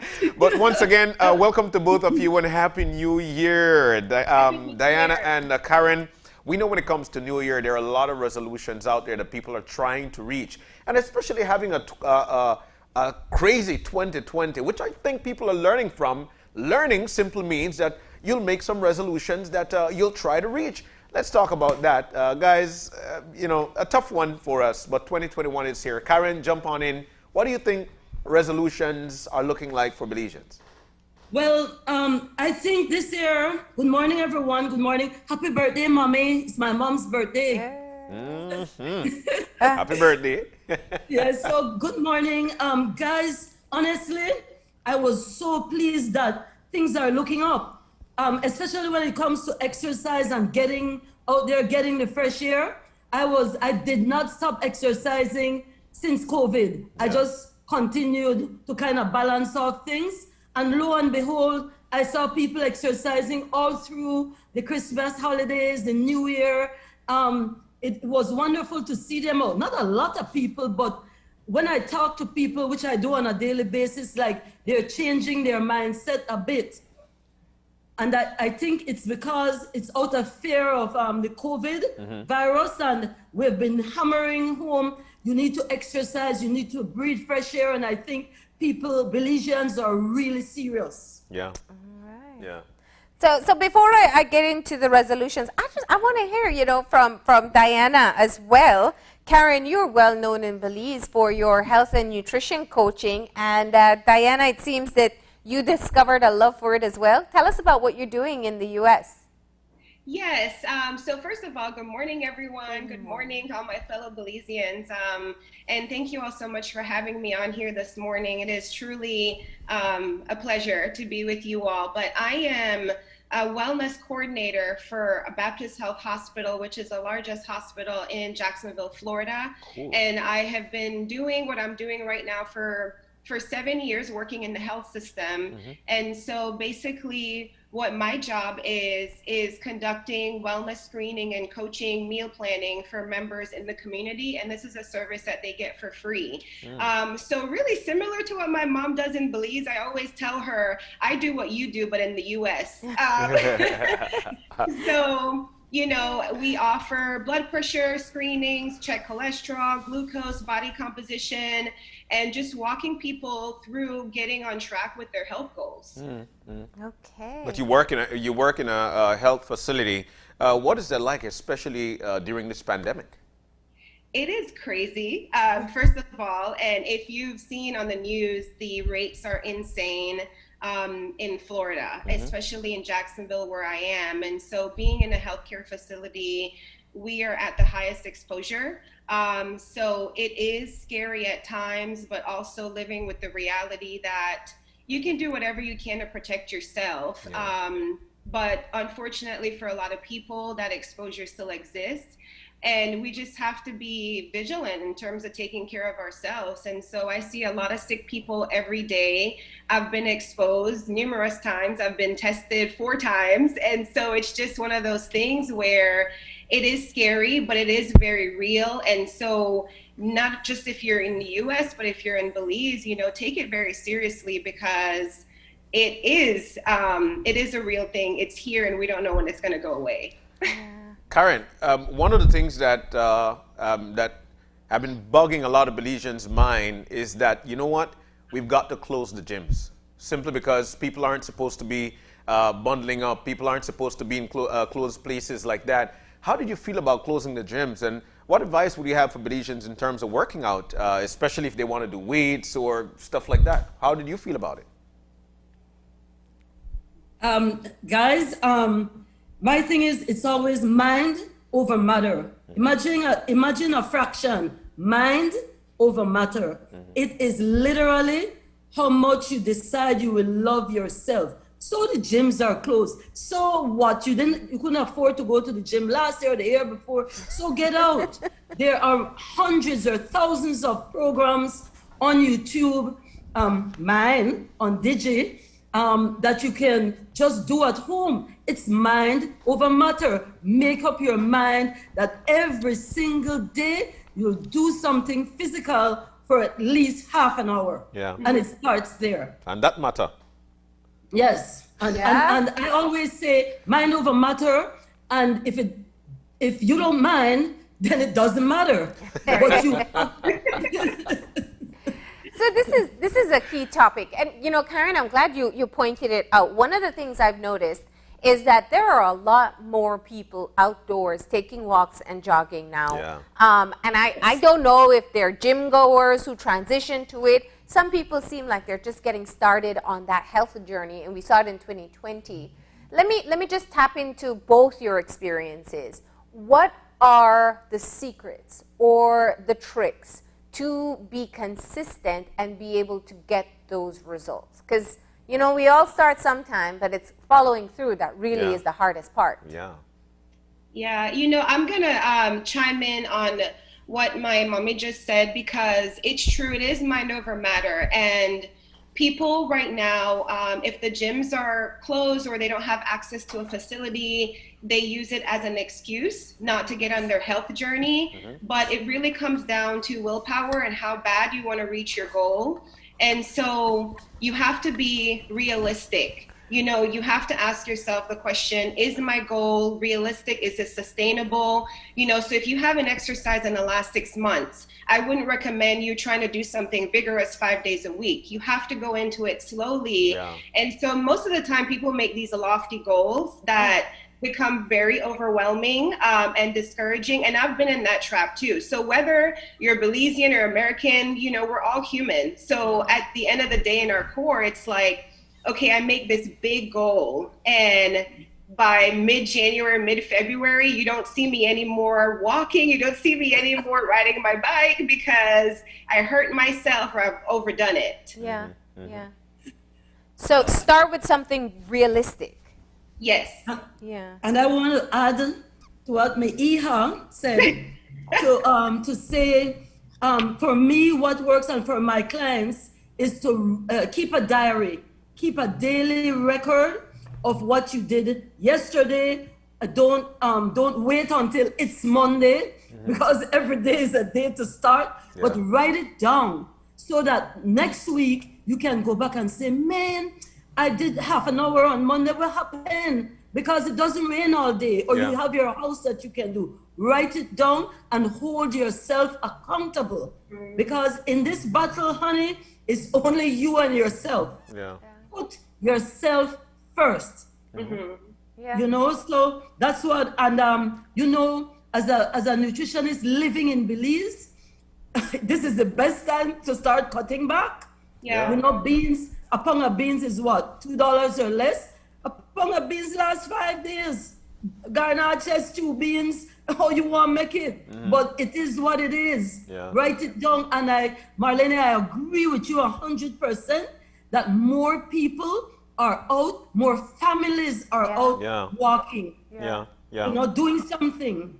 Now, I tell you what. Is walking enough though? Yeah. Well, Marlene, it's better than just sitting down and watching the sunrise. It's just, it's true. What I say is walk, and maybe every 2 minutes, you time yourself, count from 1 to 120, and do a couple lunges, a couple squats, a couple twists, take up that heart rate. So anything you do compared to nothing is always, always enough. I love that, because it really simplifies it, that you have to get moving. You got to be active. Diana, another part of it, as you said earlier, is don't start off too hard. You know, you want to try some kickboxing thing you saw online, some like high energy hit thing, but you've been not exercising for 6 months, a year, or never. What's your advice there, is to know how much your body can handle? Yeah, I mean, well, really, you know, it depends on where the person is at the time. And so I usually recommend to my clients, well, the first question I ask, when was the last time you exercised? And they're like, too long that I can't remember. So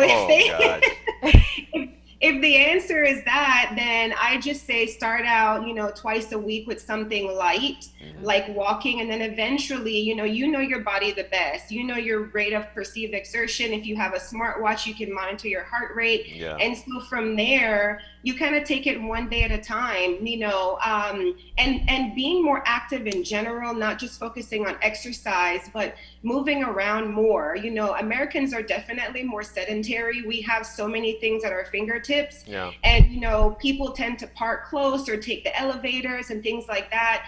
Walk as much as you can, try to be as active as you can. For people who are afraid to go out in your home, trust me, there are plenty of things you can find at home to do. And the excuse I often hear, well, you know, oh, I can't go to the gym because I'm scared. I don't want to go walk outside because it's too cold. It is really cold right now in Jacksonville.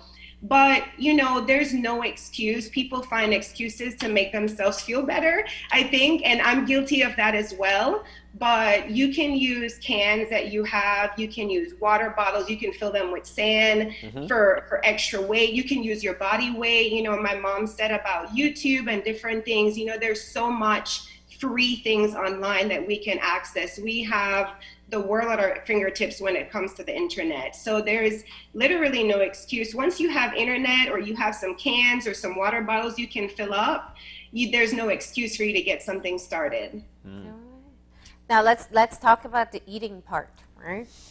What is it called? Quarantine 20? 15, 20, 30.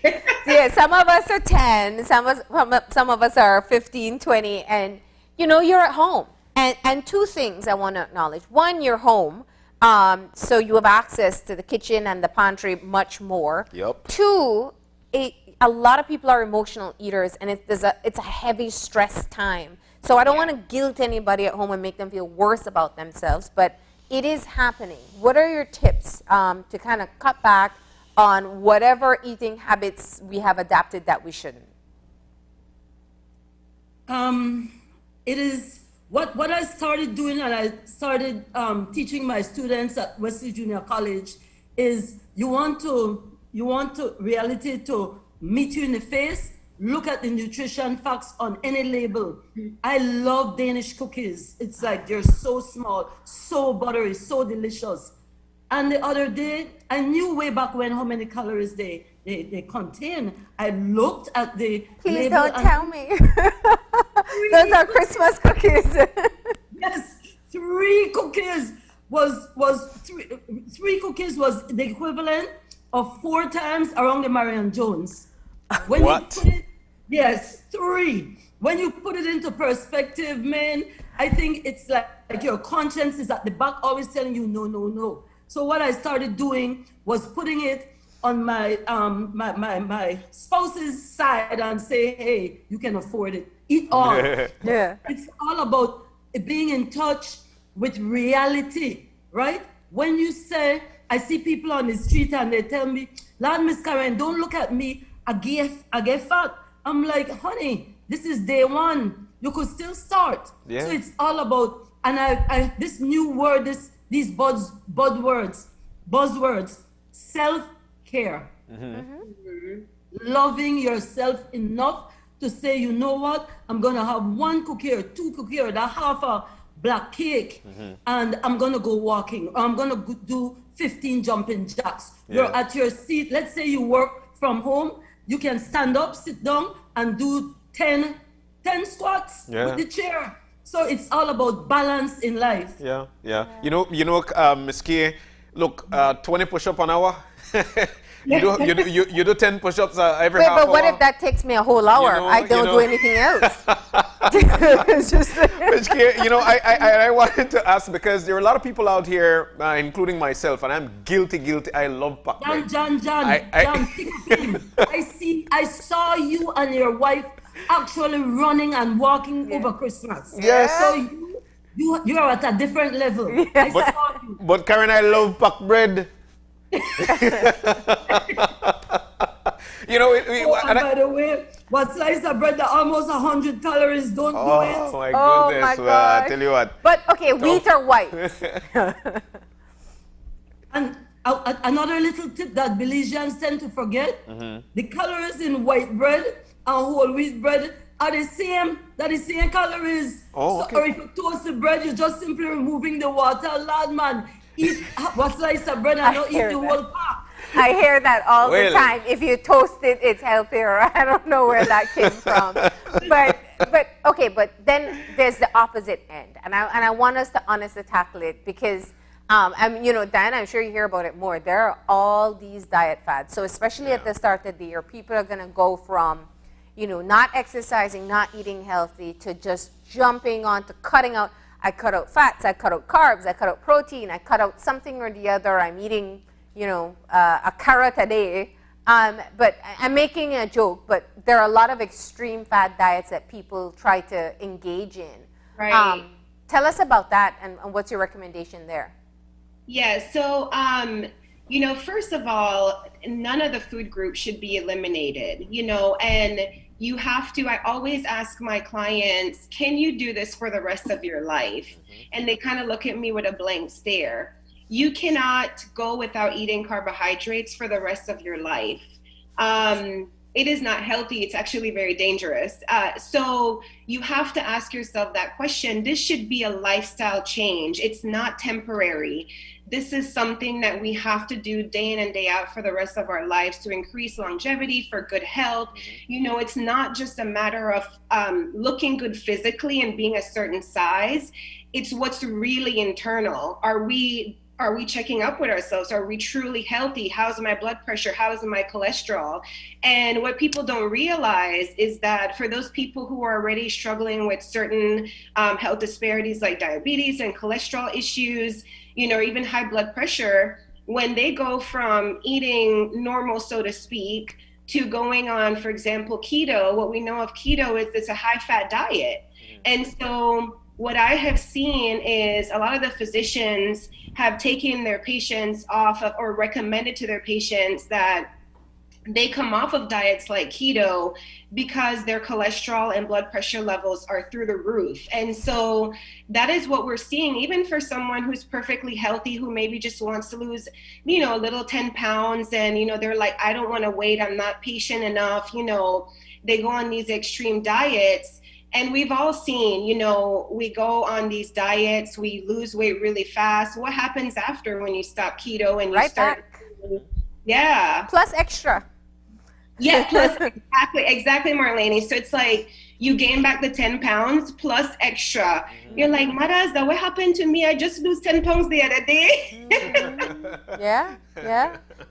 And it's so, it's key what you're saying. This is actual health advice here. It's, if you may see results with some of these extreme diets, but then at what cost to your overall health? If your cholesterol is sky high and you don't know, and it can happen very silently, you're looking at strokes, you're looking at some permanent damage that could possibly come. Yes. So, and just want to add in really quick, what I work on with my clients is, first of all, changing behavior. That is extremely important. We kind of live in this cycle, right, where we start, we stop, and that's just part of behavior change as humans. We're in pre-contemplation and we contemplate and we're maintaining, then we go back to what we're not doing. But really, sitting with them and talking through what are the obstacles you have, what are your cravings, what are your biggest challenges, are you an emotional eater? And food tracking is what I see with my clients as the most successful, because it gives them a new perspective into what they're actually eating. Tracking your food is such an eye-opener. My guilty pleasure is Snickers. So I like the mini ones. And sometimes I'm like, well, they're small, so I could eat 4, but 2 to 90 calories. So like, okay, if I already meet my calories for the day and I decide, oh my God, I will eat 4 like at a night when I'm really stressed out, I had like 6 and I said, oh God, I didn't even want to track this. but simple things like that, not just food, but alcohol. Alcohol, people think because the liquid and I have no calories, and then they say, oh, I depend on keto, but I still drink my alcohol, and they wonder why, they gain weight. So things like that will sneak up, things like that will really sneak up on us, like could really affect our health. Yeah. Wow. So a beer has how many calories? Bellikin beer, 200 calories. One beer? One beer, Bellikin beer. Okay. The lighter ones are lighter? Yes, the Lighthouse, 90 calories. Okay. But if you drink 4, that's 360 calories, and that's an entire 10 times around Marion Jones. 10 times? You have a lot of binge drinkers. Oh Karen. my gosh. You have a lot of I love my Bellikin, but it's like I have my Fitbit, and it's like, oh my goodness, I can't have a beer, but maybe I can have half. Yeah. But it is real and it is life. I brought the tin. No, man. I have the same color one too. 4 Christmas cookies, 160 calories. There you go. Okay. So it's okay. And this is so important. I know I read your bio, Dan, and you talked a bit about meal planning as well. It's also planning to eat, but just making healthier choices. Right. Yeah. Right. You know, and when you think about eating, the way I explain to my clients is, you know, think about the rainbow. That's really how your diet should look. And I hate to say diet, but that's really how your eating pattern should look. Rainbow, we think about colors. So your fruits and vegetables, your whole grains. If your plate is too bland, that means you're missing a lot of essentials there.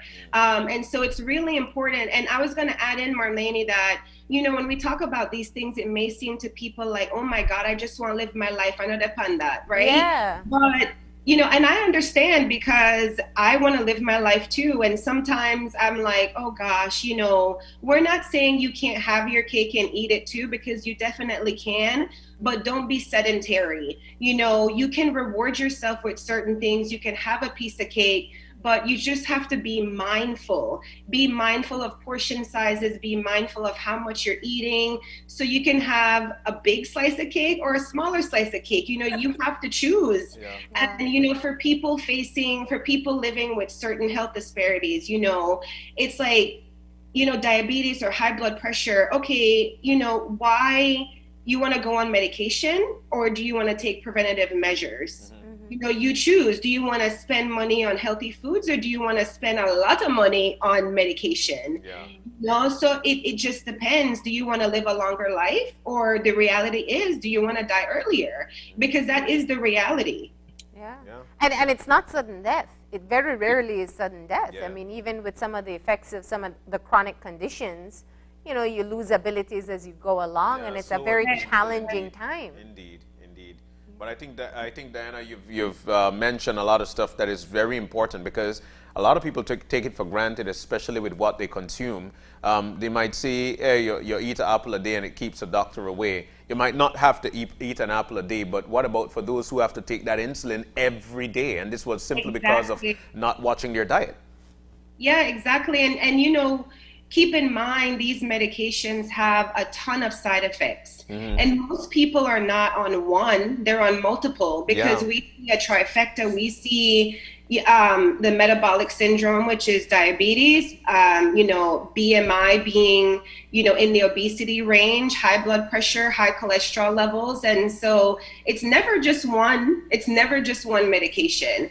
And I want to add in, if there are people who are listening in, who are on medication, you know, who are diabetics or have high blood pressure, it's not too late. It's never too late. It's never too late to start taking care of you. So don't feel like, oh my goodness, that's it for me. That's not what we're saying. It is never too late. So you can come off of blood pressure medication. You know, you can't reverse diabetes and not be a diabetic, but you can certainly come off medication and manage your condition with exercise and nutrition. So don't feel like it is impossible. Don't feel like it's too late. Yeah, you're right. But Karen, check this out. There are a lot of people right now at home, and to try and get the kids off their backs about sweets.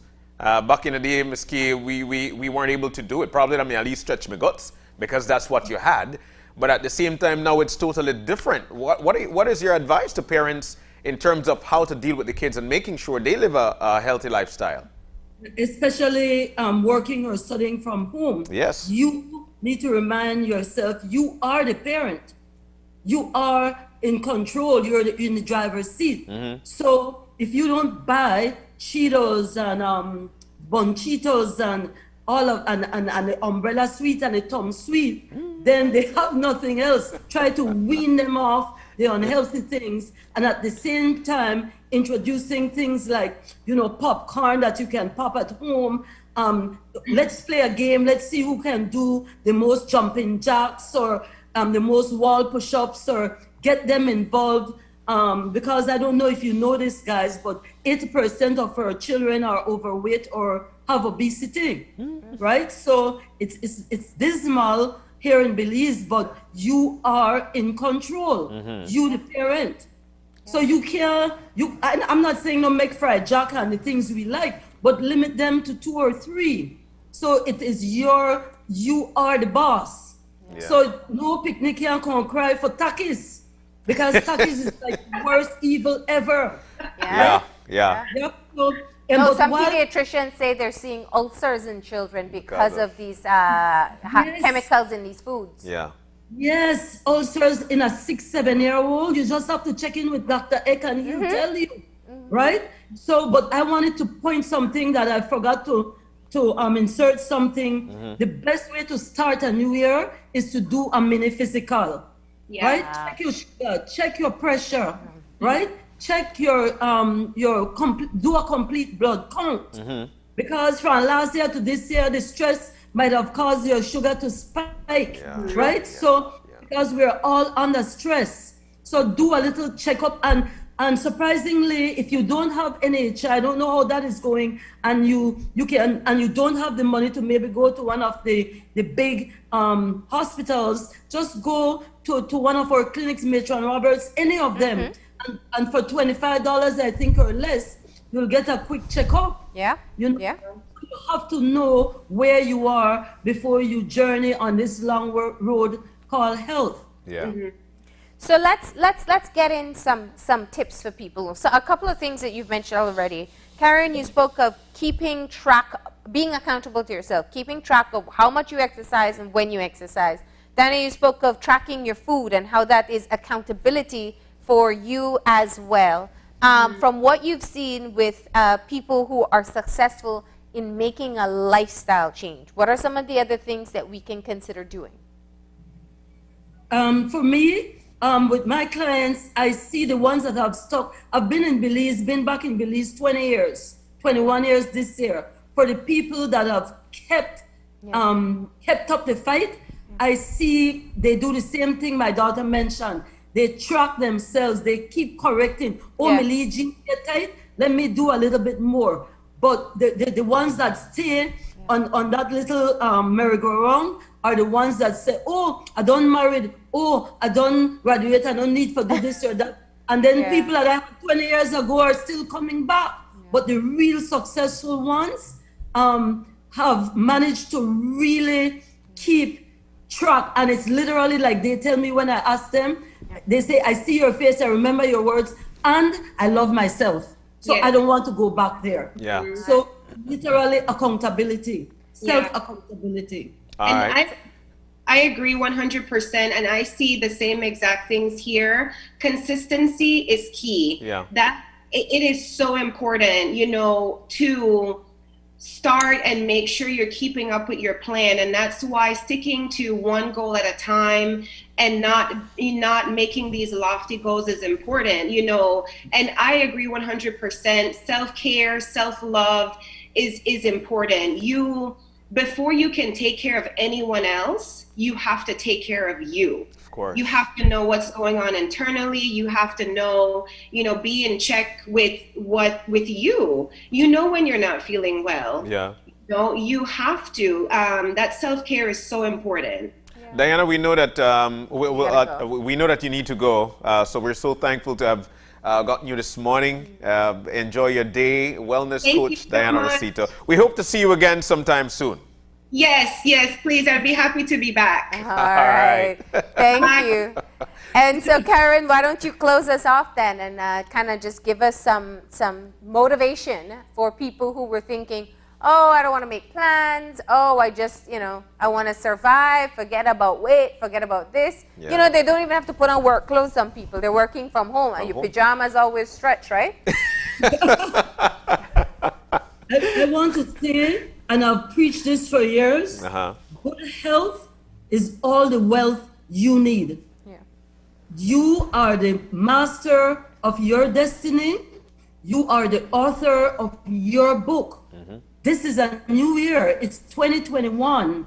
We've put 2020, well, kind of on the back burner because it's still poking out, looking at us.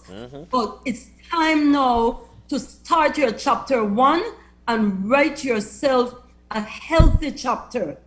Do it for you, do it for your family, get all involved, be the motivator, be that change you want to be. Wow. And when all else fails, reach out to Karen Rosita, man. Yeah. Right? So you said you got some YouTube videos up? It's on Digi. I have a lot of exercise on our Digi Belize website, a lot of 15 minutes exercise. So it's not YouTube yet. I should start, but I think all you have to do is go to the Digi page and click videos, and you'll see me right there kicking and dancing and soaking away. Things to do at home, right? Do at home in the comfort of your living room. And if it's not, I have some videos on, I think it's colorblind, under the do-it-yourself for kids. It's right there. So, and when all else fails, like I said, just take a walk. And if you feel you're stressed, that walk, or if you're emotional, the walk will stop you from just picking up things you don't even like just eating a spoon of brown sugar, right? The walk will open your mind, and the beautiful sunrises and sunsets is what you won't ever get enough of. Amazing, Karen. Amazing. Kay, we couldn't have said it even better. And we're so thankful to have been joined by you and your daughter this morning. That's the Rosito duo. Yeah. I want to say to Shanice, John, Marlene, Gavin, everyone that is always on. I watch you guys. I want to say thank you. It was Shanice that reached out to us for giving my daughter and I the opportunity to double bank Belizeans with our and tips. Can I just say one thing? I mean, I feel proud just watching you. It's got to be a great moment for you. But also there's a lesson here. You teach wellness, you practice wellness, and clearly that message stuck with Diana. Obviously, she went on to further her studies and start her own career. And it's the same thing we always talked about. You see your parents exercise, you're more likely to have a child that will exercise as well, just because they grow up around it all the time. Yeah. Exactly. Yeah. So you parents out there, set the example. Remember, this is all about wellness, about being accountable. If you look up the aspects of wellness, the number one aspect is physical health. Without that, you have nothing. That's true. That's right. And if anything 2020 taught us, that was it. How important our health is. Karen, I know Diana has left already, but thank you very much. We are happy to have hosted your first mother-daughter appearance, and I'm sure it's not the last. Thank you. All right, you stay safe out there. Happy birthday, Mommy, again, Elva Marina Morrison. All right. All right, so we got to take the break. When we come back, we'll be wrapping things up. Stay with us. We'll be right back.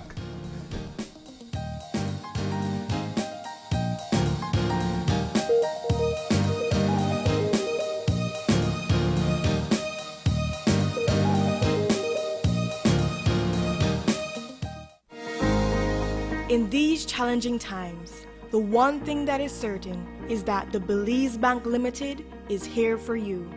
There is nothing more important than your health and safety, and we continue to make every effort to make banking safer for you.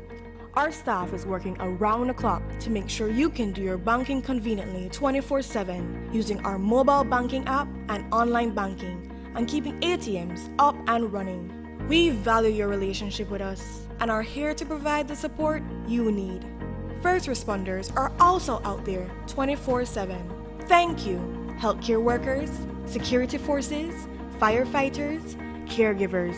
You are all appreciated. Stay safe. We will get through this together. The Belize Bank, our country, your bank.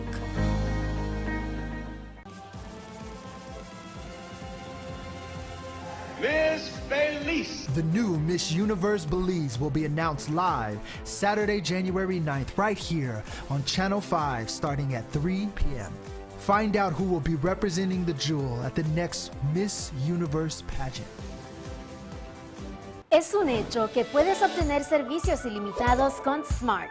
¿Cansado de que se corte la línea cuando más necesitas estar conectado? Es un hecho que cuando te suscribes al plan de Smart Plus, obtienes llamadas, textos y datos ilimitados. Y también es un hecho que te puedes suscribir con un grupo de 5 miembros al plan Smart Share y hasta 40 miembros al plan Smart Enterprise para llamadas, textos y datos ilimitados. Smart tiene los verdaderos planes ilimitados.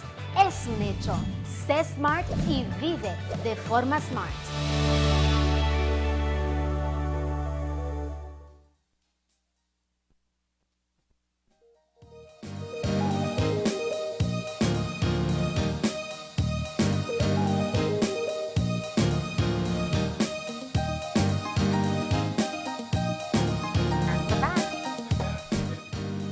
Show for today. We had 3 wonderful conversations. We kicked things off this morning with a quick chit chat with the Commissioner of Police Chester Williams on GI3 and what they've got planned. And the thing is always about people, us, the people, in terms of policing our communities and making sure that we're doing okay. So we'd like to thank the Commissioner of Police for joining us this morning. Yes, and we also want to thank Abby for joining us from school. She's studying at Oxford University in the UK, and of course, she shared with us just what it's like being there at this time. They just entered into their strictest lockdown, which is an entire stay-at-home order for everyone, and she shared her insights on what she sees there and what her experience was in Belize. That's right, Abby, thank you so very much.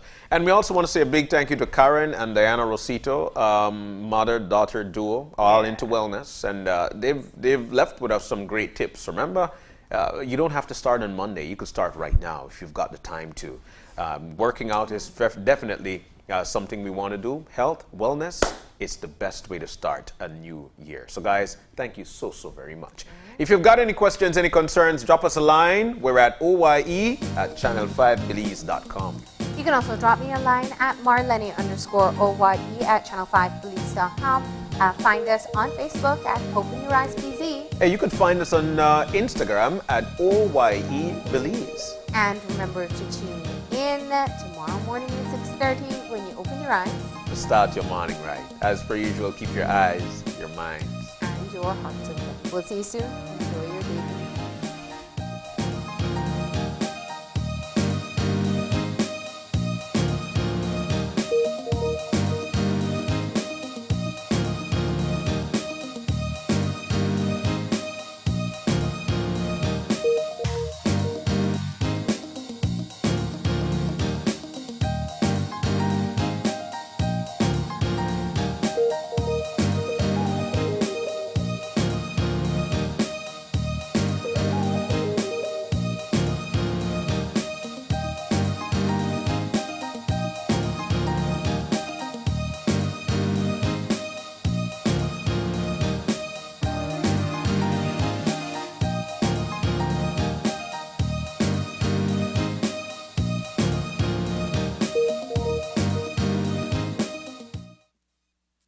Open Your Eyes was brought to you by the Belize Bank, our country, your bank.